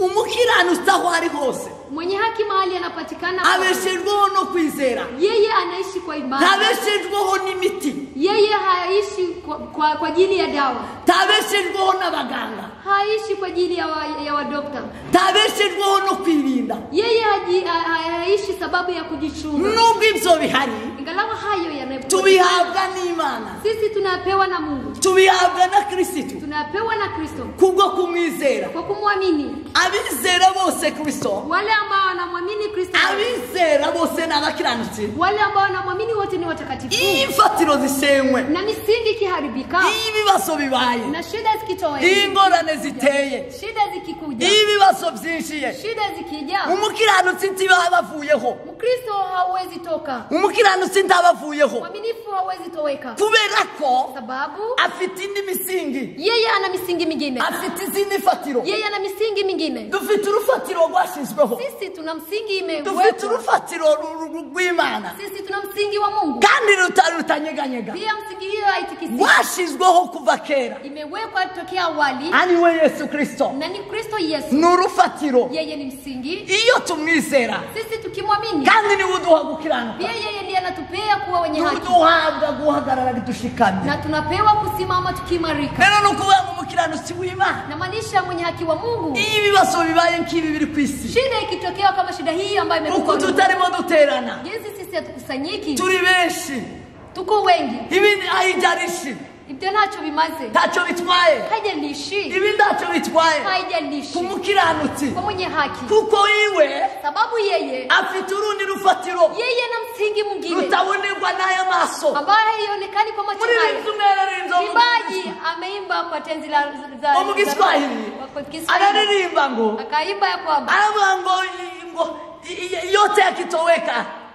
araririmba aravuga ngo nubwo byose byakurwaho, ngarawi yote yakitoweka, nubwo byose byakurwaho, furaha yangu itabaki ibyishimo byanjye bizahamuka, ikiwa vyote vimetoweka. nubwo byose byahava. Ibi tureba nubwo zovaho, Mambo haya tunayoyatazama ikitoweka, abakiranutsi b'Imana wenye haki wa Mungu bazabeshwaho no kwizera, wao wataishi kwa imani, bazabaho bino bidahari, na wataishi na mambo haya bazabaho bino bitariko bikogwa, na wataendelea kuishi ngalao mambo haya, bazakiranukira Imana wao watatakasika watasika mbele za Mungu. nubwo batateranye Ingalau hawajakusanyika. tibaziba Wao hawataiba. tibazabesha Hawatadanganya.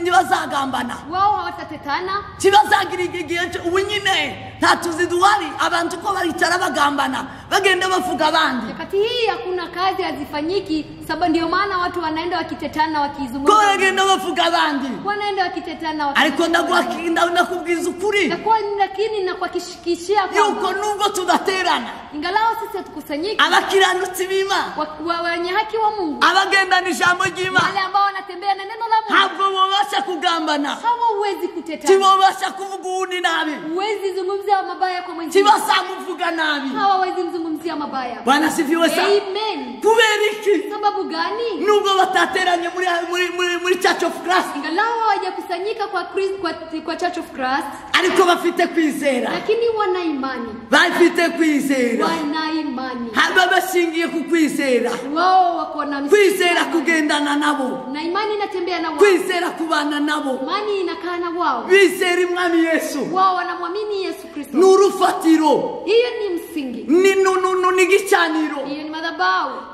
n'uguterana Hiyo ni kukusanyika. ayi nukuba mu maso y'Imana isumba Kuwa zose ndani ya uso wa Mungu. Imana ibera hose icyarimwe Mungu ambaye anapatikana. Imana ntireba gusa turi mu rusengero Mungu hatuoni tukiwa kanisani. Imana ireba turi mu mago yacu Pia inatutazama tukiwa nyumbani. hari abadatanga amaturo Na none wale ambao hawatoi sadaka. hari abadatanga ibya 10 none Pia fungo la 10 kubera ngo batarimo baterana sababu hawakusanyiki. hari abadakora imirimo y'Imana Kuna wale ambao hawafanyi kazi za Mungu. micyango yote awafatangiye gutanga kose tibabimo bagutanga hawachangi michango yote kubera ngo bari mu magoti bari mu materaniro sababu wako nyumbani ariko ndakubwira ukuri lakini nakwambia kweli Imana irabafite n'abayo wale ambao ni wa Mungu ko barayikorera na bugingo n'ubu pia wanamtumikia hadi abakiranutsi ko barayikorera wenye haki wanaendelea kubera ko sababu bafite kwizera wao wana imani nubwo amateraniro adahari ingalau hakuna nubwo gusengera mu ikanisa kudahari ingalau kukusanyika kanisa ariko ko baratanga ibya 10 lakini wanatoa fungo la ko baratanga amaturo pia sadaka ko baratanga isadaka zo gufasha pia wanasaidiana ko baragenda batanga isadaka zo gukora umurimo w'Imana pia wanapanda sadaka ya ko barasupporting ubutumwa bwiza wao wanaendelea kusupport kubera ko kwizera kwa sababu imani yao kubahesheje guhagarara bashikana na wapea kusimama kiimani kubera ko abakiranutsi kwa sababu wao ni watakatifu bafite Imana mu mitima na yabo Mungu mioyoni mwao bafite Yesu Kristo wako na Kristo Yesu bana abakiranutsi wao ni watakatifu haravuga ngo bazobeshwaho no kwizera hao wataishi kwa imani bazobeshwaho no kwizera wataishi kwa imani bavandimwe bene data bari kwisi wapendwa ambao wanapatikana bakristo b'itorero rya Kristo kwisi Wakristo wa Church of Christ abakiranutsi b'Imana wenye haki wa Mungu Biblia iravuga ngo irabafite Biblia inasema Mungu wako ngo nao banditse ngo kurufatiro wao wameandika kwa msingi Imana irabazi ngo izina amazina yao Mungu anawajua na anajua majina zenu abakiranutsi bazwi n'Imana nubwo ibi bitahari watakatifu wanajulikana mbele za Mungu ingalao haya nubwo batarimo bakora akazi ingalao hawafanyi kazi ariko tibaziba lakini hawataiba hari principe zitatu kuna msimamo tatu hari amahame abiri intumwa zagiraga atatu kuna msimamo tatu mitume walikuwa nao irya mbere bagiraga jambo la kwanza ngo baravugaga ngo aho kwiba bazokena walisema at least wawe maskini wasiibe aho kwiba yokena at least wawe maskini na wasiibe abakiranutsi nubwo isi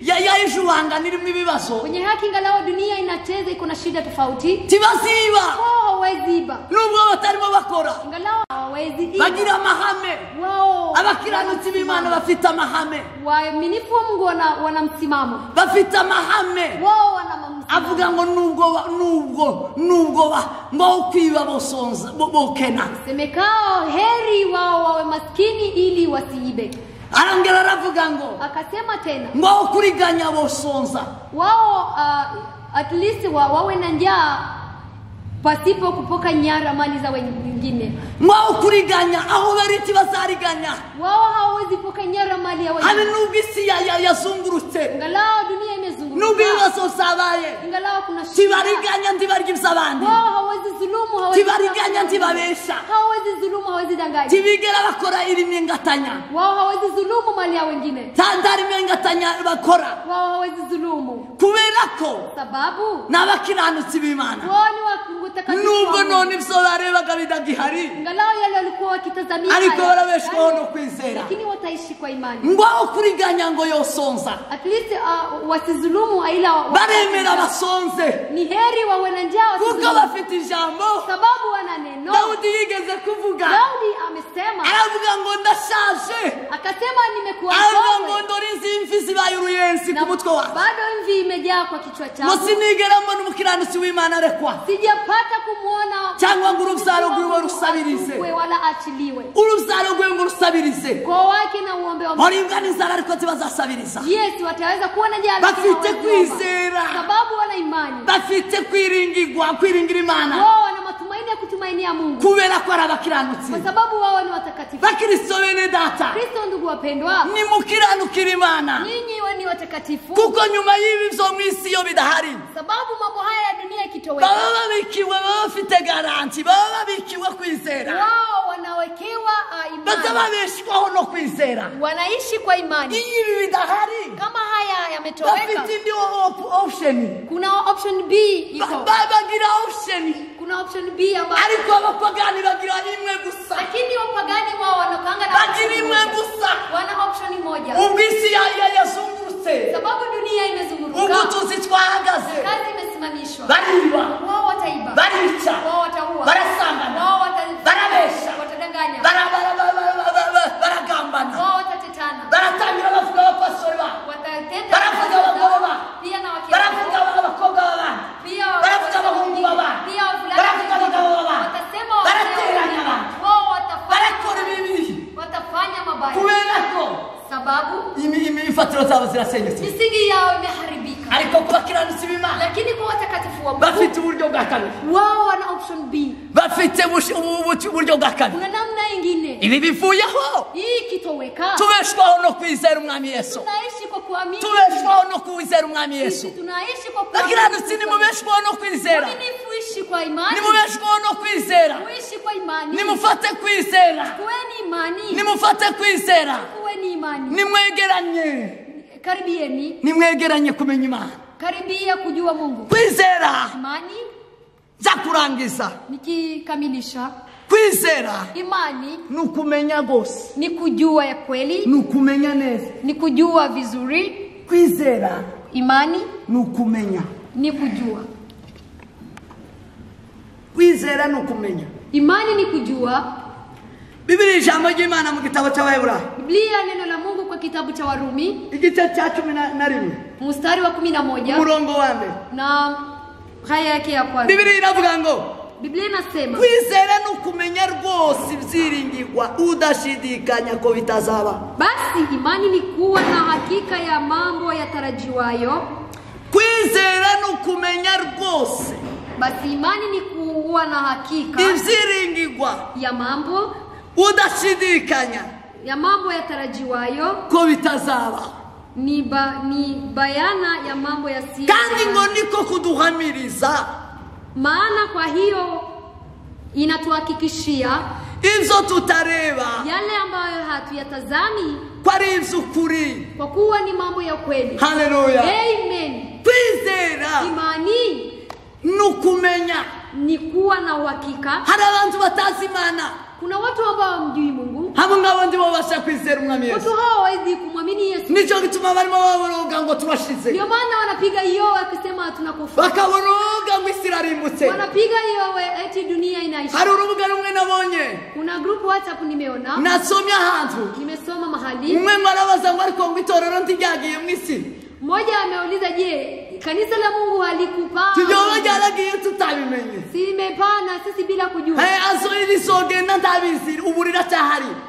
Yeye hajui, lakini hekalu ya Mungu, kanisa la Mungu bado iko duniani. Abakiranutsi bacyarimo, Waaminifu bado wanakaa ndani hiyo. ariko ndazabimenya kubera ko atizeye. Hatajua ikipaa sababu hajaamini. Tafsasi Yeye hajui, tazi ndabizi, hayajui. kubera ko atazi ibihe, sababu yeye hajui kubera ko nyakati, atazi ijambo yeye ry'Imana, hajui neno la Mungu, ntazamenya igihe itorero ry'Imana ryazamutse. hatajua wakati kanisa la Cyo Mungu gituma lilikuwa. n'uwayibaza Ndio maana hata leo mu bafu amejiuliza, ibihumbi 10 kwa sababu kumefariki 10,000, birenga 10,000 na kadhalika ku isi, duniani. akabaza mu itorero ntigiye ryaragiye ngo Anauliza, atabizi. je, kanisa haijapana mimi bila kujua? Kubera ko atagira kwizera, Kwa sababu yeye hana imani, nta kumenya Imana kumubamo, bila kujua Mungu nta ndani kumenya mwake. Yesu Kristo Yeye kumubamo. hajui Yesu Kristo ndani mwake. Nico gituma ibi bizabimuyobera, Ndio maana mambo haya yeye imemchanganya, bakaboroga, na wanapiga yowe, bakaboroga. wanapiga yowe. Ariko abakiranutsi b'Imana Lakini wenye haki wa Mungu, bafite kumenya aya makuru, yes, wao wanajua, barayazi neza, wanayajua vema, barayazi neza, wanayajua bazi kweli, biratangira, wanajua baza ikianza soza, pia ikikoma, barakomeye, wao wanaimarika, tibatsindwa, hawashindwi, kubera ko bazi neza, sababu wanajua kweli, bafite gusobanukirwa. wao wanajua kweli. Kwizera nukumenya, Kuamini ni kuwa na uhakika, nukumenya ivyiringirwa, ni kuwa na uhakika wa mambo yatarajiwayo, nukumenya ko ndayini Imana yo kwiringirwa. ni kujua kwamba hakuna Mungu mwingine. Abiringiye ibintu dore ko barapfa bibihari, Wale ambao walikuwa wanaamini, abiringiye amafaranga wale ambao walikuwa kitarajia ko barayasiga, wanayaacha, ko baragenda ikuzimu, wanaenda kuzimuni, ko barabahamba, wao wanawazika tarufaranga tibamushiramwe abe n'igiceri cya 5. bila pesa hata shilingi 5. Niba mukorera igitangaza baramwambika ihuzu, Yeye wakifanya ya juu sana watamvika, abandi ndani ihuzu ko barabatwika. wengine wanawauguza bila maguo. Abo nabiringiye amafaranga. Hao ni wale ambao wametumaini. Kwizera kuza gutuma tutiringira ifaranga, Imani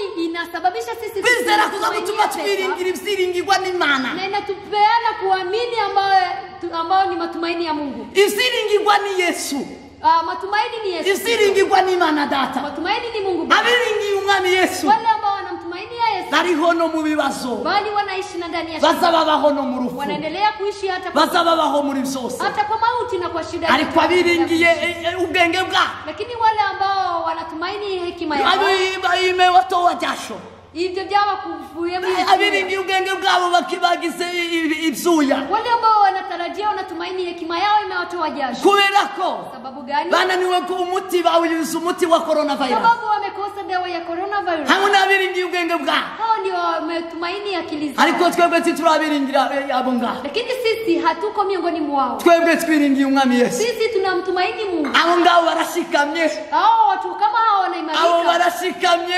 wanahimarika, bafite undi musingi, wana msingi, bafite undi musingi, wana msingi mwingine. ariko kwizera umwami Yesu, Na msingi huo ni ariko kuamini kwiringira Yesu. Imana. Ni kumtumaini Yesu. Mwiringira umwami Yesu, Tumaini Mungu. mureke kwiringira amagare n'amafarashi. Acheni kuyatumaini magari. Abantu biringiye za Amerika, Kuna wale ambao wanatumaini. abantu biringiye za Aziya, Kuna wengine wanatumaini Asia. biringiye Uburaya, Wengine wanatumaini Ulaya. abandi biringiye abakomeye. Wengine wanatumaini Yaravuze ngo abiringiye abakomeye, wale ambao wanatumaini abiringiye amagare n'amafarashi, wale ambao wanatumaini magari na mafarasi, abo bazabona ishyano, hao watalaaniwa. bizabatetereza, Hiyo mambo hiyo bizabakoza isoni.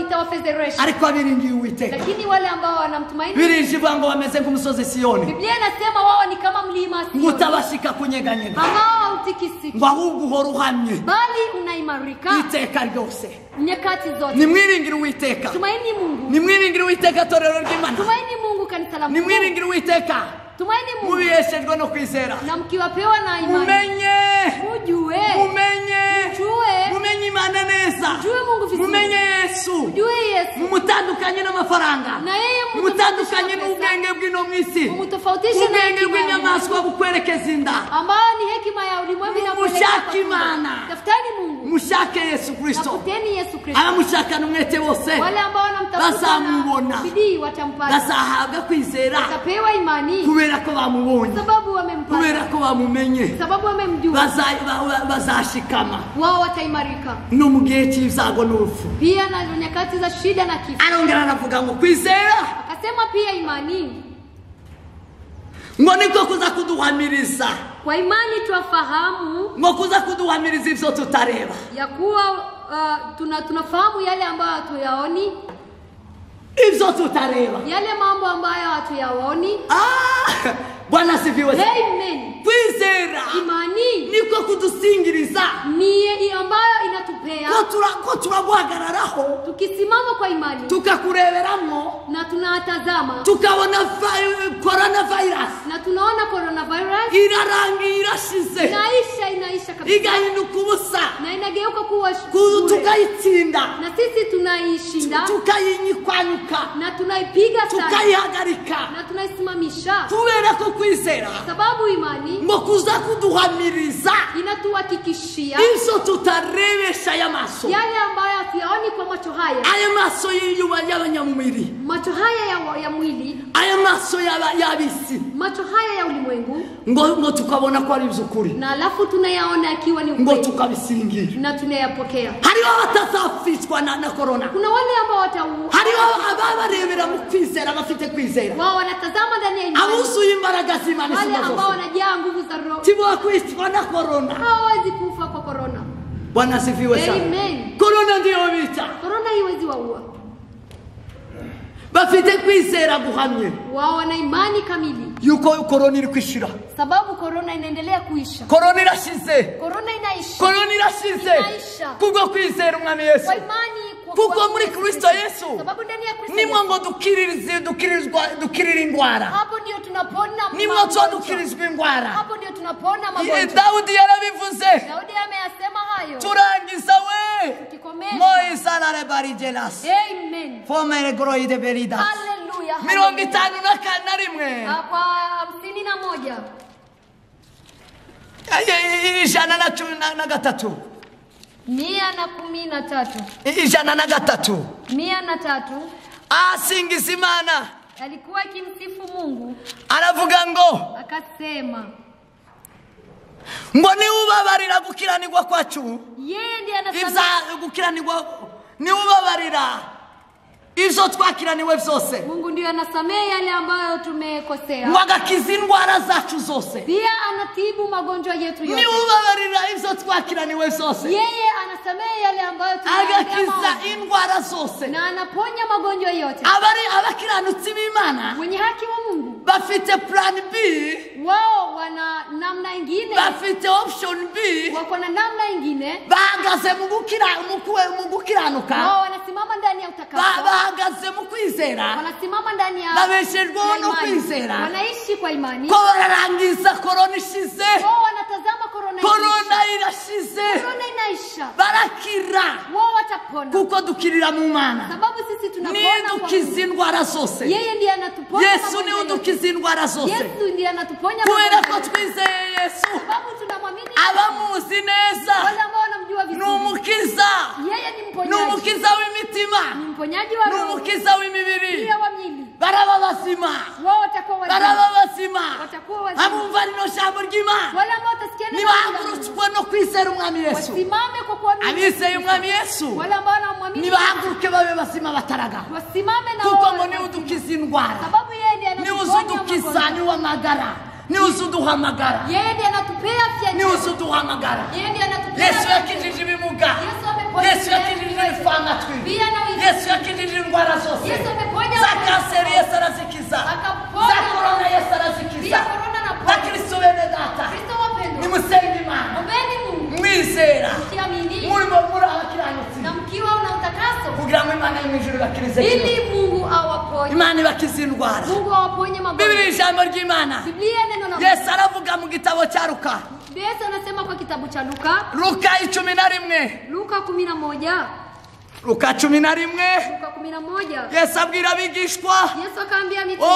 Yesu abwira abigishwa, Yesu akaambia mitume. 11 umurongo wa 22, Akasema sura 11 na 22. Yesu aravuga ati, Yesu akasema, Marko ni kitabu cha Marko 11 11 22, 22. Yesu arabasubiza ati, Yesu akajibu, iki cyari igihe Yesu yari yafunye umutini, ni wakati Yesu alikuwa amelani mti wa yari ari mtini. kumwe na wa mutini, ngo azugaragara ko weze, ngo urabahenda, basa nkaho bawusha kuwushakiraho imbuto. Mtini huyo ilikuwa imezirika kwamba iko na matunda. ngo baje kushakira w'imbuto Alafu akaendea asanga ndatunda mbuto ufite. Ikapata hakuna matunda. Yesu arawuvuma. Yesu akalani mtini. Yesu amaze kuvuma. Akamaliza kulani. Cyo nacyo nitigishwa. Hiyo ni somo ingine. Yesu ari kumwe n'abigishwa. Yesu alikuwa na mitume. Noneho baratambuka. Alafu wakapita. Undi munsi bagarutse baciye. Abigishwa bareze cya giti. Mitume walipona cyarumye. Wakaona mti ule. Ngo bamabwira Yesu. Alafu akamwambia mbere cya giti cyarumye. Mti ule umekauka. Bya bindi byarabaye Yesu yavuze. Yesu arabasubiza ati Yesu akawajibu mwizere Imana. Amini Mungu. Ndababwira ukuri. Nawaambia yuko umuntu wese kila mtu wabwira uyu musozi ati shinguka utabwe mu nyanja toka na uende tashidikanye mu mutima we na asiwe na mashaka yizere yuko icyo avuze naamini kwamba ikorwa kandi yokibona itatokea na ataiona. Iyo umuntu afite Imana, mtu akiwa na Mungu, iyo umuntu afite gukiranuka, mtu akiwa na utakaso, duheshwa na Kristo, tunapewa na Kristo Yesu, dufite Kristo muri twe, ukiwa na Kristo ndani mwetu, dufite gukiranuka, ukiwa na utakaso ndani mwetu, iyo dusenze, tukiomba, iyo dusaba Imana, tukiomba Mungu, iyo twizeye, tukimwamini, ngo icyo twavuga cyose, yale ambayo tunayatamka, ngo cyokogwa, itatokea, kandi ngo kikabonwa na bose, na watu wote wanayatazama, ikabose bazakibona. Mambo haya watu wote wanayashishire. Corona inakaribia kuisha. Kubizera Mwami Yesu. Wale ambao wanamwamini Yesu. Korabwira abantu ngo nimuhumure. Nawaambia Yesu anawaambia Yesu Yesu anaponya. Nubwo ndamuturiho none. Ngalawa hakuna dawa leo. Nubishije abantu barimo babeshwa. Nilisikia watu wakidanganywa. Bagahabwa imiti itandukanye. Wanapewa dawa tofauti. Bamwe ko bararya uko baranywa imisatsi. Pamoja wanakunywa maji ya chafu. Murya uchafu ijambo ry'Imana ridahari. Je, mnakula mkunywa uchafu na neno la Mungu liko? Kwa muranywa uchafu ijambo ry'Imana ridahari. Je, mnakunywa uchafu na bado neno la Mungu liko? Kubera iki muja kuraguza Bayali na Beneza Berbiseburi Imana ya Israeli ikiri ku ngoma? Kwa sababu gani mnaendea miungu ya Israeli? Abantu bumva amajwi y'abantu. Sababu gani watu wanasikia ijambo ry'Imana uko rivuga? Na Mungu gisi nazungumza.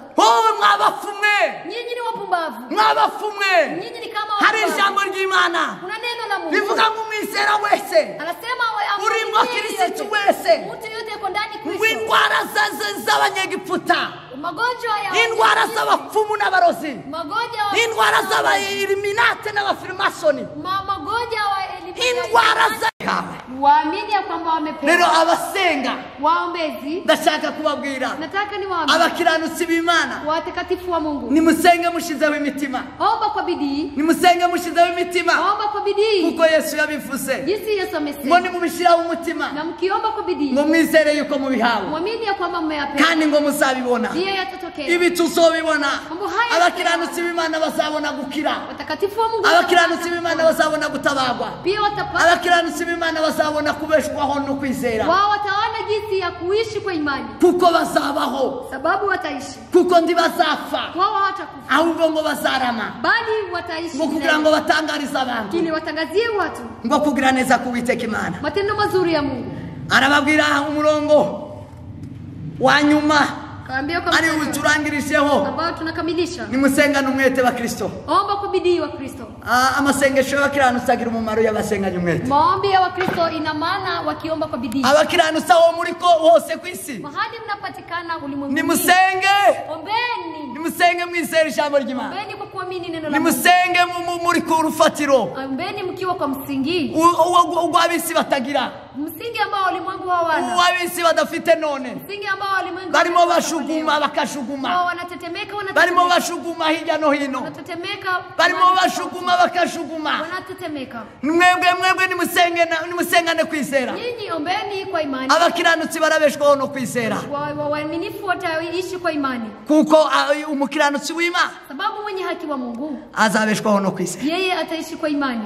Ndashima Umwami Yesu Kristo. Namshukuru Yesu Kristo. Kuko kwizera kwacu. Kwa sababu imani yetu kuva muri Kristo Yesu. Inatoka ndani ya Kristo. Umukiranutsi wese awa. Mwenye haki mahali pote azabeshwaho no kwizera. Yeye ataishi kwa imani. Unyine turiho kubwo kwizera. Sababu sisi tunaishi kwa imani. Tuzarya kubwo kwizera. Tutala kwa imani. Tuzanywa kubwo kwizera. Tutakunywa kwa imani. Coronavirus zizadufata kubwo kwizera. Haitatushika sababu ya imani. Abarwayi bazakira kubwo kwizera. Ugonjwa atapona kwa imani. Irahagarara kubwo kwizera. Itasimama kwa imani. Turayishingura kubwo kwizera. Sisi tunaingoa kwa imani. Kubera ko abizeye Umwami Yesu. Sababu wale ambao wanamwamini Yesu, icyo bazavuga cyose jambo ambalo watanena yote ngo kizakoreka kandi bazakibona. itakuwepo na itakuwa. Turayishingura mu izina rya Sisi Yesu. tunaingoa kwa jina la Yesu. Bakristo bene data, Kristo wapendwa, mugira amahoro, iweni na amani, muturize imitima mu Mana pia nyenyekeeni no mu ijambo ryayo, kwa neno lake, muhumurike. farejikeni na mfanye Yesu ni umukiza, Yesu ni mponyaji, Yesu ni umukiza. Yesu ni mponyaji. Abari muri Kristo Yesu Wale wako ndani ya Kristo Yesu bazakira ibyago byose, watapona bazakizwa mabaya. byose. Pia wataponywa ibyago mabaya. z'umukiranutsi ni byinshi, Ziki za Mkristo ni nyingi, ariko Imana imumukiza muri byose. lakini Mungu anamponya kwa mambo yote. Imana ibahumugisha. Mungu wabariki. Mwakira ijambo ry'Imana, Pokeeni neno la Mungu. murishimire Imana, Na mshukuru Mungu. muramye Imana, Muabudu Mungu. muhimbaze Imana, Msifu Mungu. mukomeye, Na mkiimarika. mushikamye, Mkiimarika. muhumuritse Na mkifarijika. muri mu ijambo ry'Imana. Ndani ya neno la Mungu. Imana ibafashe, Mungu awasaidie. Imana ibahumugisha, Awabariki. bagirire neza, Watendee mema. abumva ijambo ry'Imana mwese Wale ambao watasikia neno muze la Mungu. guhezagirwa, Mbarikiwe. mugubwe neza. Na mkue vizuri. Rero dusenge, Acha tuombe Mungu. shima Imana Tukimshukuru yuko Mungu. Imana ikoze ibikomeye, Sababu Mungu amefanya mambo ya ajabu. duhishurire iby'ijambo ryayo, Tufunulia mambo ya kugira neno. ngo muri ibi bihe Kwa nyakati hizi tubeshweho nayo, ili tuishi kwa kugira ngo tubane n'Imana. tukae na Mungu.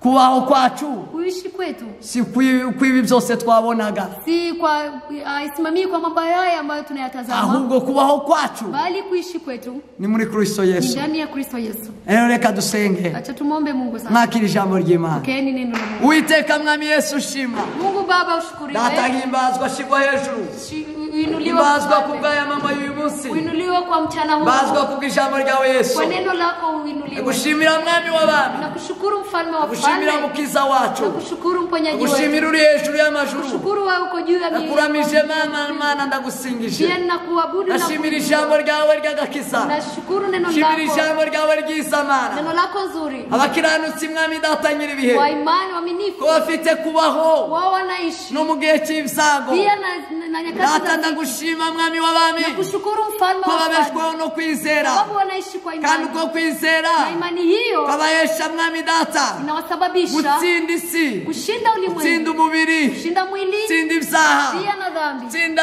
Mwami data ibyago byose, Pia kushinda gutsinda izi mambo, ndwara kushinda zose. zote na magonjwa. Yesu ndagushimiye, Yesu nakushukuru. Mana ndaguhimbaje hitirwa izina ryawe, Mungu ninakuabudu kugicaniro kwa cawe madhabahu Mwami Yesu, yako Yesu. tugucaniriye data, Yesu, twaracaniriye sisi tuko data, ko madhabahu. turakuramya, Sisi ko tunakuabudu. turaguhimbaza. Tunakuabudu, Ibi ni ibitambo tuzanye Hii ni tugutambira dhabihu Mwami tunaleta. Yesu. Tunakutolea Yesu dhabihu. wimbazwe Mwami, Mungu uhimidiwe. turakwizeye data, Sisi tunakuamini. twizeye ijambo ryawe, Tunaamini neno lako. duhagaze mu ijambo ryawe, tunasimama ndani kuko ya Habakuki neno lako. yavuze Sisi Habakuki ngo azahagarara ku munara Yeye atasimama arangaguze ku munara, ili ngo arindirire akisubiri icyo yavuganye n'Imana. yale ambayo Duhagaze ku cyo watubwiye, turindiriye icyo watubwiye Mana, ko korona ishize irangiye Mwami data. Yesu Kristo umwana w'Imana, himbazwa Yesu, himbazwa data, kuko umugambi wa Satani unyurijwemo, umugambi wa coronavirus utaza Mwami utazagera ku ntego zawe, unyurijwemo mu izina rya Yesu, mu izina ry'Umwami Imana. Data turafungura utuzi kubwo izina rya Yesu Kristo, kubwo kwizera Umwami Yesu. Turakingura amabiro, turakingura ibikorwa byose ku isi data, mu izina rya Yesu. Data nyir'ibihe, amahoro natwarira isi mu izina rya Yesu Kristo. Imbaraga z'Imana nizikoreke mu isi mu izina rya Kristo Mwami. Haleluya. Data turatangariza isi ngo Mwami data, Yesu niwe buhungiro, Yesu niwe bukiriro, Yesu niwe mukiza. Isi nikirire muri Kristo. Imbaraga z'umwijima nizihagarare, imbaraga z'ubwicanyi nizihagarare mu izina rya Yesu Kristo. Mwami data nyir'ibihe, ubwiza bw'Imana n'imbaraga z'Imana nizigaragare ku Mwami data ku migabane yose y'isi mu izina rya Yesu Kristo.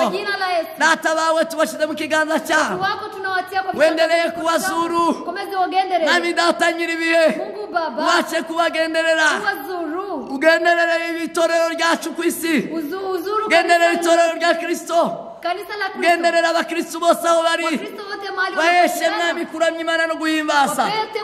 Genderera isi ya none, genderera bino bihugu byose, zote. mwami data nyiribihe Mungu Baba, uzikuremwe amafa toe kifo, uzikuremwe mwami data ubukene toe umaskini, yongere zikore na iteumize. data nyiribihe wibuke Afrika Mungu Baba, kumbuka wibuke Afrika. mwami Kenya Nairobi Kumbuka Kenya Nairobi. mwami data wibuke isi yose nzima Kumbuke dunia ulimwengu. urakoze Yesu Kristo mwana w'Imana Kristo Yesu mwana wa Mungu. ukubwigenderera isi Kwa sababu umetembelea dunia. mwami data nyiribihe Yesu utayitambuka usipite. ahubwo urayigenderera Bali utaitembelea. mwami data urayibamo Na utakanda urayikiza kubw'izina ryawe Kuona kwa jina lako. Yesu Kristo mwana w'Imana Yesu Kristo mwana wa nagushimira Mungu. kubw'uruhimbi rwiza twagize Shukuru kwa meza ya twibutse Yesu Kristo ambao tumekumbuka Yesu twibutse Kristo. gucungurwa kwacu Kumbuka kuombola mwami kwetu. kubimenya n'ubuzima Ndio haya ni uzima. data nyiribiwero wa Israeli Yesu Kristo. muri inzara ngo sinzibagirwa umunsi nakizwaga Mbali ameimba sitasahau ubwo siku Yesu tumekombolewa. yinjiraga mu bugingo bwanje Wakati Yesu ameingia uyu ndani munsi mwangu. twibutse mwami Hiyo ni data siku ambayo tumekumbuka. uburyo twakiririrwe tukwakira Tumekombolewa na uburyo tukapokea. wacunguye isi Yesu mwami umekombolewa. data nyiriwe ngo kugira ngo ukwizera wese Ili akuaminie atarimuka yote. ahubwo ahabwe ubugingo buhoraho Ili asiangamie bali turagushimiye ko apate uzima. twagize amateraniro meza Tunakushukuru sababu twagize ibihe tumesanyika byiza vizuri na tukumbuka mwami byo nyakati kwibuka nzuri. urupfu rwa Yesu no kuzuka kwe Kumbuka kufa na izina kufufuka ryawe kwa rihabwe Kristo. icyubahiro mwami Jina lako lihimidiwe. data Bwana, nyiribiye fungura amakanisa hirya no na hino ufungue makanisa mbaraga yote z'Imana zikwire mu isi